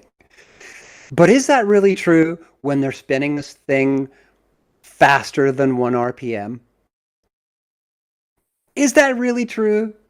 Because you have to consider the density of the materials, the gradient itself, how much different is the temperature in terms of maximum minimum relative to the starting temperatures of all the materials being spun around on the wheel. You know what I mean? And the diameter of the wheel itself. How far are these things actually moving side to side within the actual room? How big is the temperature gradient one side to the other? You know what I mean? I call bullshit. Okay? Anyways, localized heating will also produce a first harmonic in the fringe displacements when one of the 4 interferometer arms, for example, that containing the observing telescope, has different thermal insulation properties from the others. The effects of heat on the 3rd, 4th, 5th, and higher harmonics of the fringe displacements should be small for any temperature conditions likely to be encountered. I agree with that. The lab tests of 23 were conducted with various amounts of insulation protecting the light paths and mirror supports. In some trials, the air was directly exposed to the heaters. In many cases, the glass and wood casing that served at Mount Wilson as insulation for the light path was employed. And in certain experiments, additional corrugated paper was placed over the vertical glass walls of the casing, the mirror mountings, and in some cases over the steel base of the interferometer as well.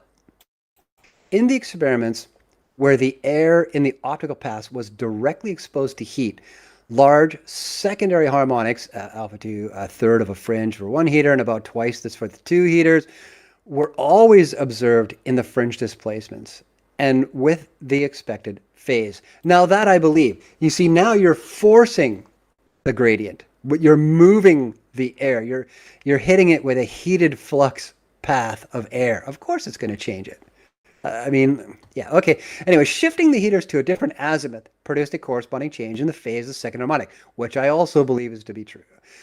Obviously, when the optical paths and the mirror supports were thermally insulated, the second harmonics were greatly reduced. Go figure. For example, with the glass coverings as used at Mount Wilson in place, the amplitudes were reduced to about 0.07 of a fringe, as in three-quarters of a tenth of a fringe.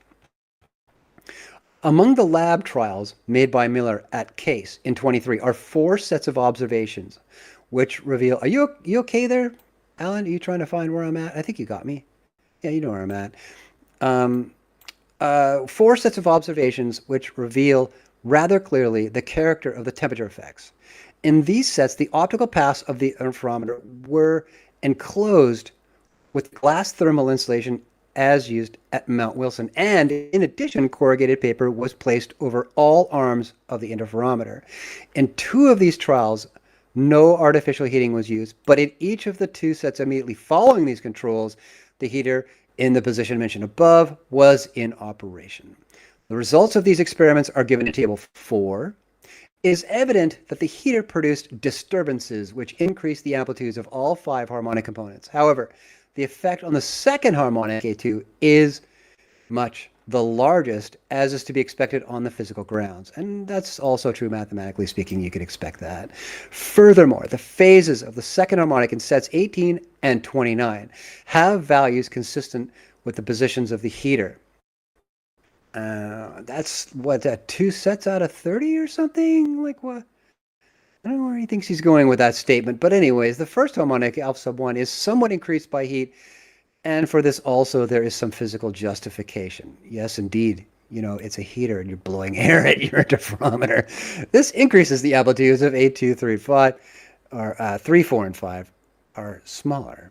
Okay, it must be emphasized that the foregoing analysis of these tests reveals small but certain temperature effects, in contrast to Miller's statement that he had shown the absence of periodic effects caused by artificial heating when the light path was thermally insulated as previously described.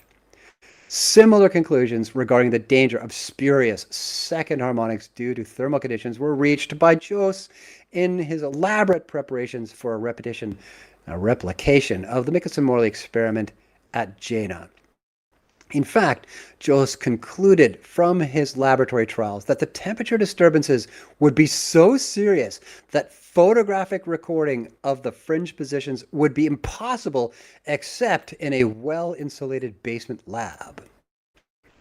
Thus, Miller's experiments in 23 do not rule out the possibility of attributing the remaining systematic effects of Mount Wilson data, which are most prominent in the second harmonic A2 and to a lesser degree of the first harmonic A1, to temperature causes. Did you guys catch that? He's saying what was it? it's nuh-uh, and you can't prove that it wasn't a factor. Oh yeah, the old yeah, classic. In what follows, we shall interpret the systematic effects on this basis, but must admit that a direct and general quantitative correlation between amplitude and phase of the observed second harmonic on the one hand and the thermal conditions in the observation hut on the other hand could not be established. The reason for this failure lies in the inherent inadequacy for our purpose of the temperature data available. And again, we're going to look at the temperature data that they put on the 1923 page that he cherry-picked and only showed us one run of 20 in a sec. Okay, let us first discuss the physical consequences of weak radiation field maintained across the hut by the temperature differences of the walls. Since periodic temperature variations of only 1,000th of a degree in the air of the optical arms would produce a fringe shift as large as the average effects by Wilson. A very conservative estimate was made of the wall temperature differences necessary to produce temperature oscillations of that magnitude. For this purpose, it was assumed that 1, the ambient air temperature in the hut was essentially constant, and 2, radiation was absorbed only by the vertical glass plates in the casing, and 3, heat transfer from the glass to the air inside the casing was by conduction only, which makes absolutely no sense. What about radiation? Anyways, the resulting wall temperature differences are about 10 times as large as those usually recorded by the 4 thermometers located on the walls of the hut. There is no doubt, however, that this factor 10 would be very considerably reduced if convection of the air inside the casing were taken into account, and if the contribution of the cover of this casing facing the roof of the hut could be evaluated. Okay, buddy, sure. In reality, however, the effects of temperature on the apparatus must have been very complex, being mixed contributions of changes in density of the air in the optical pass, angular deflection of the mirror supports, and thermal expansion of the steel frame, the latter effect introducing a long time lag. It is practically impossible to carry through calculations which would predict the overall behavior of the interferometer due to the temperature anomalies, since hardly any of the necessary data for such calculations exist. In fact, the readings of the 4 thermometers constitute all of the available information about the temperature and radiation pattern in the hut. Oh, he did mention it. What do you know, guys? They give essentially the air temperature along the wall, but not the wall temperature, and say nothing about the temperature distribution along the roof itself, a low gable construction with a ridge at 20 degrees to the north-south direction, and with its underside only a few feet above the thin wooden cover of the casing of the light pass. We conclude from the foregoing estimate that an interpretation of the systematic effects in terms of the radiation field established by the non-uniform temperatures of the roof, the walls, and the floor of the observation hut is not in quantitative contradiction with the physical conditions of the experiment. In view of the local factors affecting the temperature conditions of the interferometer, we may now ask whether the epoch averages shown in Figure 3 should not in some way correlate with what is known about the mean temperature conditions at the several epochs. Thus, it has been noted in Fig 3, the curve of Feb 26 observations differs considerably in phase from those of the other epochs. We believe this behavior is correlated with the fact that throughout the Feb experiments, the thermometers on the north and west walls of the house consistently registered temperatures from 1 to 2 C lower than the south and east wall. This situation resulted primarily from a blanket of snow which covered the ground on the northwest side of the hut. Furthermore, the west wall of the hut was water-soaked through February runs. As a result, the average temperature gradient through the hut was in the general southeast to northwest direction in February, in contrast to that in July and September 1925, when the temp gradient averaged throughout a day was more nearly along the north-south line, as in off by 45 degrees. Turning now to single sets of observations, we may first try to correlate the smallest fluctuations F occurring in Mount Wilson sets with the thermometer readings. There are 11 sets with F values smaller than 0.15 fringe. If we introduce the delta T equals an average of the iterated temperature over the average for all 4 as an indicator of the uniformity in temperature conditions where the incident temperature denotes thermometer reading, and then the delta T ranges from 0.2 C to 0.25 C. We're talking a variation of what, a fifth of a degree there, with a mean value of a tenth of a degree C for these observations. Thus, small f values usually go with small delta T values, but the correlation is very incomplete as the delta T values of a fifth of a degree are often found in the Mount Wilson sets. Furthermore, sets with a small f values usually do not compose a normal population. For example, if the iterated average over the on top of the 8. Now you see this is exactly where he takes his non-symmetrical data again, I through 8, and then I plus 8, which is actually I 9 through 16. You know what I mean? From the data, north all the way to south, and then south through the west back up to the north. Over 2 is computed for half of one of these sets, then usually a much higher, excuse me, there's a mosquito trying to get me here. Let's see, much higher F value results. This agrees with the existence of periods other than 8 found in the autocorrelation analysis of the 2 samples having small A2 shown in Table 2, and indicates that many of the small F values observed are the result of chance cancellations. If, on the other hand, the largest F values, just over a tenth of a fringe, or just under a tenth of a fringe, are considered, one is left after elimination of sets where remarks such as sun shines on interferometer occur, with a selection that appears to consist of two different groups.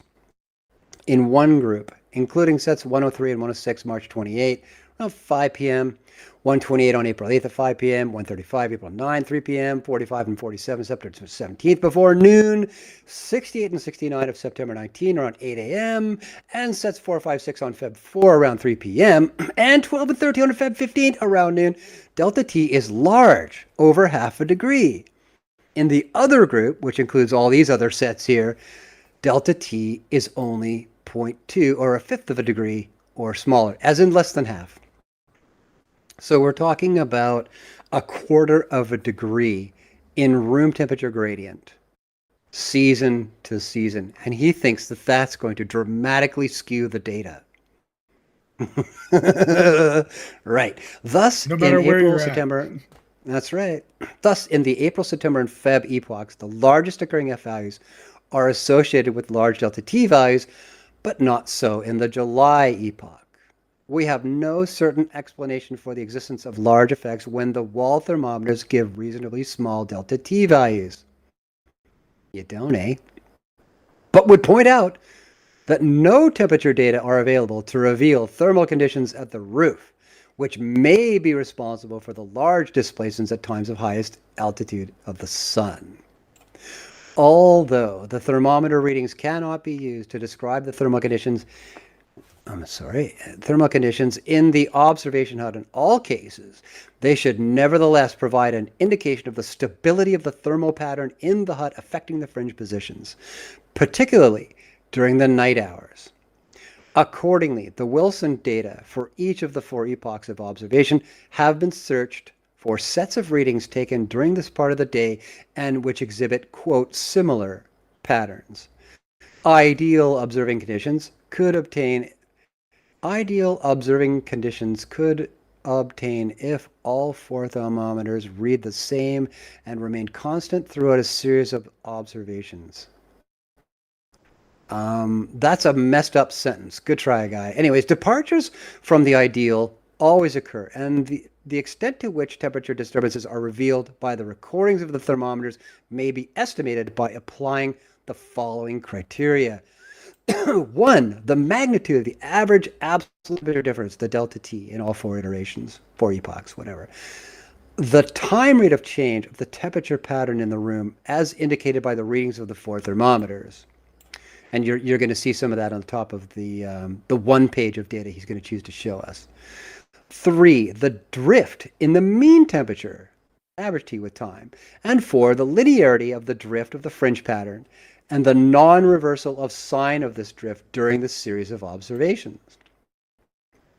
The last 2 criteria are particularly important because of the complex time lag in the thermal behavior of the heavy steel interferometer base and the mirror supports. Thus, on the hypothesis that the second harmonics of the fringe displacements are due primarily to temperature conditions, the observed fringe behavior throughout a set of midnight to dawn experiments should be the same within the experimental uncertainties on nights when the temperature conditions remained rather constant, as defined by the criteria above. This, in fact, is the case. Figure 4, which is right above us here, illustrates the observed influence of several temperature conditions on the second harmonics of the fringe displacements. Fig 4a, that'll be, wow. Yeah, okay, so Fig 4a is like the top third of that graph in Fig 4. Shows 10 sets of observations, 31 through 40 inclusive, made in the hut on the Case campus between midnight and 5 a.m. on August 30, 1927. During this entire interval, the readings of the 4 thermometers were remarkably constant, the average temperature changing only by 0.4 degrees centigrade. Now, that's weird when he says that it's remarkably constant, when in this previous paragraph, he's talking about how the widespread was 0.4 and the minimal spread was far less, was 0.2. So he's flipping on what he's calling large and small in one pair, in one column. You know what I mean? Just like 100 words later, his interpretation is actually different than what he's calling it. I find that really spurious. Anyways, likewise, the second harmonics are almost identical in both phase and amplitude throughout the entire series. This behavior persists throughout almost 5 hours of sidereal time as the Earth makes nearly 1/4 of a revolution, and would be extremely unlikely if the fringe shifts were due to any cosmic effect. Well, if you're only looking at one page of data, I don't know how you got that. But anyways, on the contrary, it strongly supports our hypothesis that local temperature conditions are the dominant factor for producing the observed second harmonics. Similar correlations between the observed second harmonics and the temperature conditions existing from midnight to dawn can also be made in each of the 4 epochs during the Wilson experiments. In all but one case, where the criteria given above indicated good temperature conditions, the second harmonics were nearly alike during the time interval encompassed by the observations. A typical example of Wilson results taken under rather good temperature conditions, shown in figure 4b, for runs 75 to 83 inclusively, taken from midnight to 6 a.m. on the 23rd, 25. Fig 4c will be discussed later. Other sets of Wilson data taken under steady temperature conditions and which show constancy of both amplitude and phase in the second harmonics of the fringe displacements are the following. And you can see them April 2nd, 13, 14, 15, 16, 17, 18, between 2 a.m. and 5 a.m. April 8th, another 6 done between midnight and 6:30 a.m., and with similar room temperature patterns throughout. And again, the amplitudes and phases of the second harmonics are nearly alike. Oh, so precise, Guy. Anyways, a final example is provided by data taken between 2:30 a.m. and 6:38 a.m. on Feb 11, 1926, in sets 84 to 91 inclusively. Here again, the temperature patterns during all runs are similar, and with experimental errors, all second harmonics are alike. April 2 and Sep 23 runs show another important property, namely that the maxima of the second harmonic curves are definitely removed from the north point. The maxima of the other 2 night runs being close to it. This behavior throughout nearly 6 hours of sidereal time conclusively rules out cosmic effects. I see. It also removes magnetostriction as the possible cause of the fringe displacements, since the interferometer steel cross was not dismantled during the 4 epochs of the Wilson obs. Hence, any magnetostriction effect should not change its directional character during the 4 epochs. In addition to the night runs cited above, daytime conditions additionally gave steady temperature conditions as judged by the aforementioned criteria for 3 or more consecutive sets, which then usually showed similar second harmonics. When temperature conditions departed markedly from the ideal, as defined by our criteria, widely varying second harmonics, both as regards amplitude and phase, were observed in consecutive sets. Particularly remarkable among the daytime observations are sets 56, 7, and 8 made in 1924 in a basement room in Case between noon and 6 p.m. on July 8th. Which give almost identical null results. Oh, I love it when he uses that word. In fact, throughout most of the turns of the interferometer, the fringes showed no change in position whatsoever. The temperature conditions were ideal. All 4 thermometers gave identical readings throughout each set of observations, and the drift in average room temperature was only 1/10 of a degree throughout the entire afternoon. If our hypothesis is correct, then this group of observations is the best ever made with Miller's interferometer and shows the zero effect consistent with the results of other experimenters. Among the Wilson night sets, there is, however, one unusual series of observations, numbers 21 to 28, inclusively between 1:45 and 6 a.m. on July 30th. Here, the temperature criteria are in part violated, but not very strongly, and in part satisfied, yet the run shows an extremely erratic behavior, which you'll see in 4C. of that same thing we've been looking at way back. We have no ready explanation for this apparent departure from the 4 other night runs with steady thermometric conditions. Perhaps the fact that the canvas over the roof was not yet installed is the reason. Or again, canyon winds might have been usually troublesome. It is certainly not possible to blame the lack of regularity of this run on the statistical incompleteness of its single sets. If one reduces half of a set by Miller's method, one obtains essentially the same result as that obtained by reduction of the whole set. The agreement between the two results becoming progressively closer during the course of the night's observations. The run of Fig 4c, now that we're back to it, differs in the following respect from the other night runs. One may define some measure of the, quote, noise of a set of observations by taking the average for the whole set of the absolute values of the first differences of the single readings.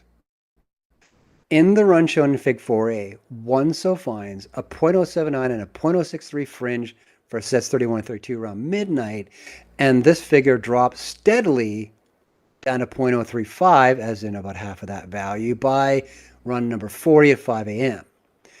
Wilson night runs, with the exception of Fig 4c, the corresponding, quote, noise drops from 1/10 of a fringe down to 0.06 of a fringe, while it decreases from 0.190 down to 1 in the night run, 1/10 of a fringe down in the night run from 4c. If the last set, number 28, is omitted, oh, that must be a defective set of measurements there, hey, Shanky? Okay, this indicates an irregularity in the conditions of the exceptional run, which is not present in the other night runs and is hardly reflected in the thermometer readings. And here comes the conclusion. You ready for this? We believe that this discussion of the effect of temperature permits the following inference. It reminds me of, what's his name? Inducto guy. Inferences rather than scientific method. Remember that? Under the most favorable, I love that word, inference. Under the most favorable experimental circumstances, the second harmonics in the Wilson data remain essentially constant in phase and amplitude through periods of several hours and are then associated with a constant temperature pattern in the hut. This, together with the statistical and mechanical analyses, forces us to conclude that the observed harmonics in the fringe displacements are not due to a cosmic phenomenon, as in ether drift, nor to magnetostriction, nor to mechanical causes, but rather to temperature effects on the interferometer. These disturbances, which were much more severe at Wilson than those encountered by other observers in their replications of the Michelson-Morley experiment performed in lab rooms.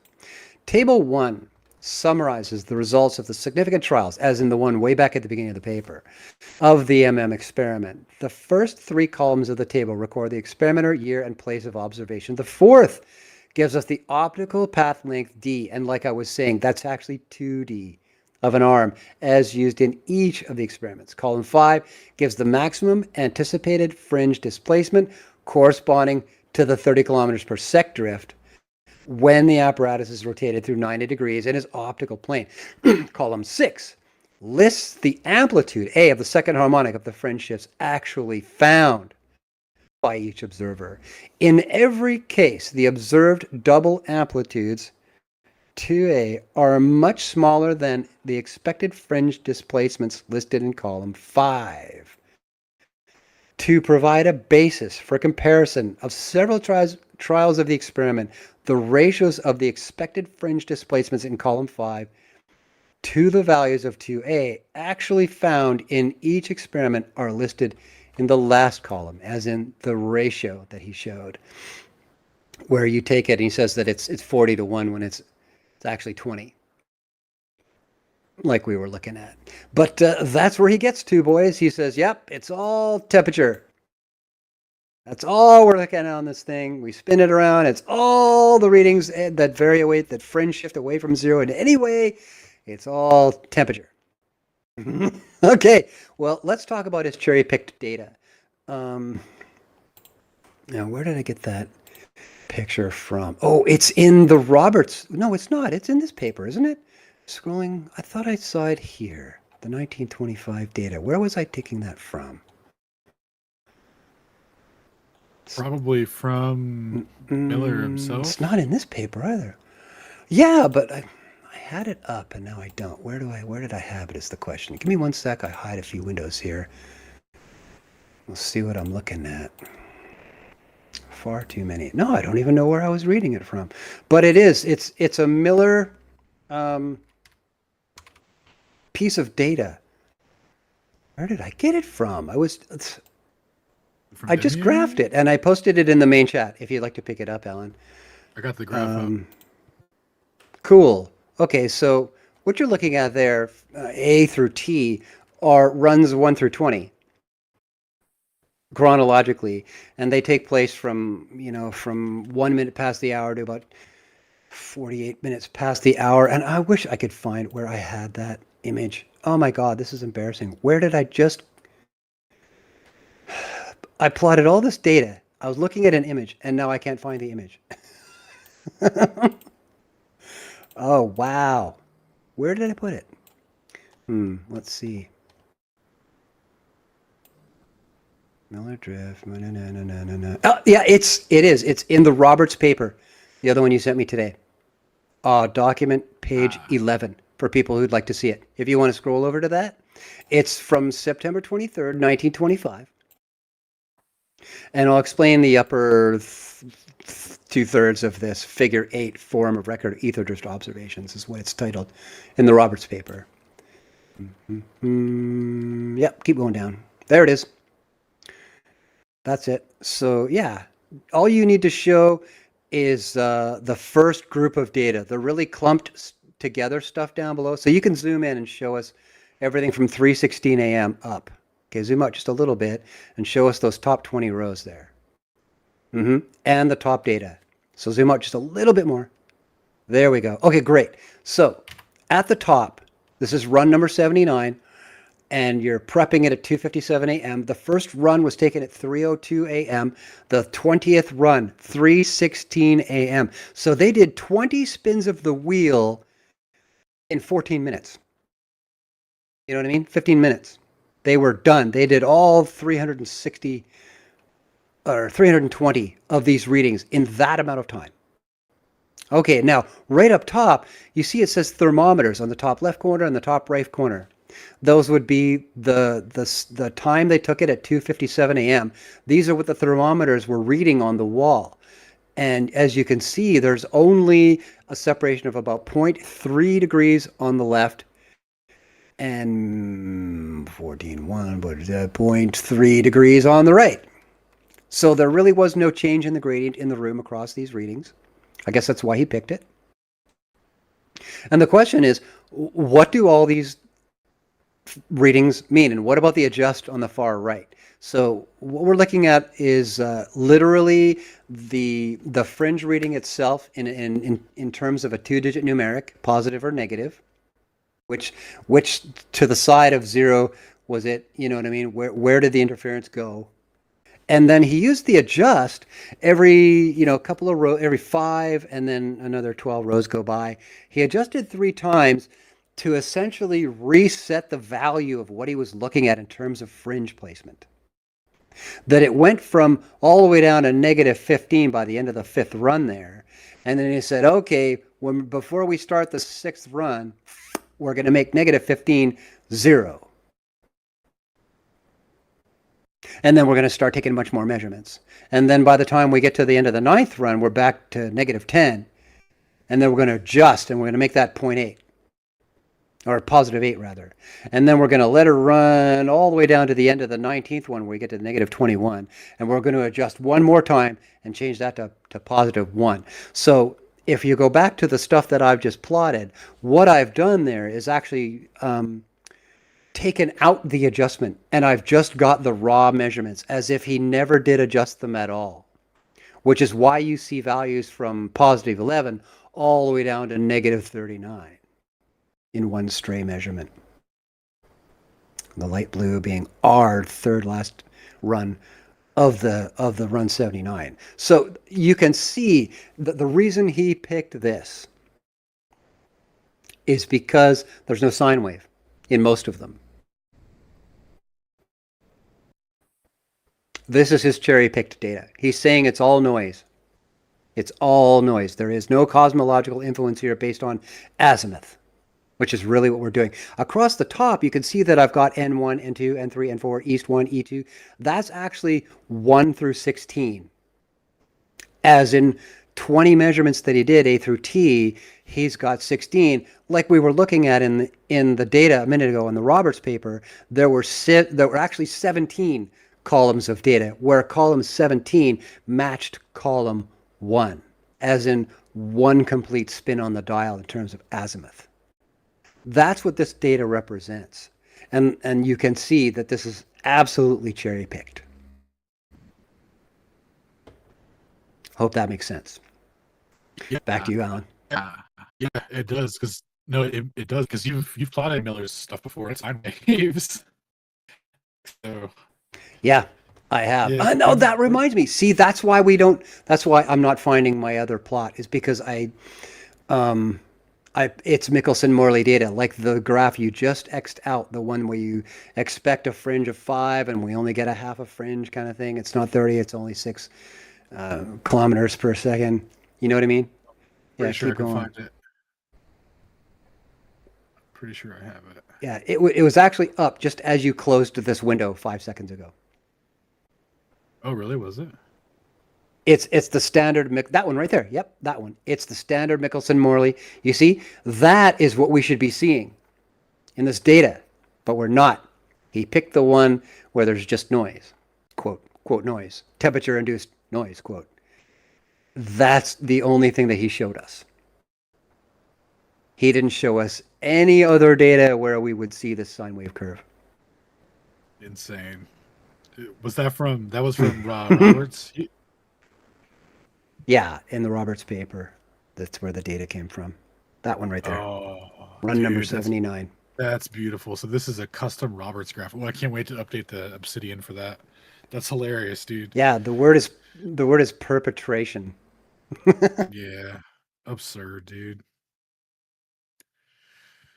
All right. Well, thank you, Stone. That was an awesome end to the Shankland analysis there, and really, really just sent it home, dude, with a level of expertise that nobody else could have provided there. It was great, dude. It is my absolute pleasure. All right, we're gonna wrap up for the night. Thanks everyone for tuning in. We will be back on Friday for Twitter Community Night. See what the lads are getting up to. We've got some new stuff coming up for Monday, or rather some updates to the Eclipse stuff. We got some things modeled out from our buddy Goose, and so we'll check that out on Monday. And Sunday, of course, will be Man of Stone's presentation on Globebusters for his conceptualization of the Aether. So tune into that this Sunday to learn about Aether dynamics.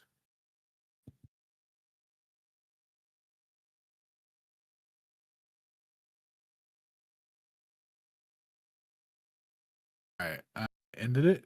Shane, are you still up? Let me double check and make sure Shane's not streaming. We might have went to sleep. Yeah, he's still streaming. All right, I ended it. Wow, you missed all the fun. I guess you'll catch it later. Yeah. Let me double check and make sure Shane. Good night, sweet prince.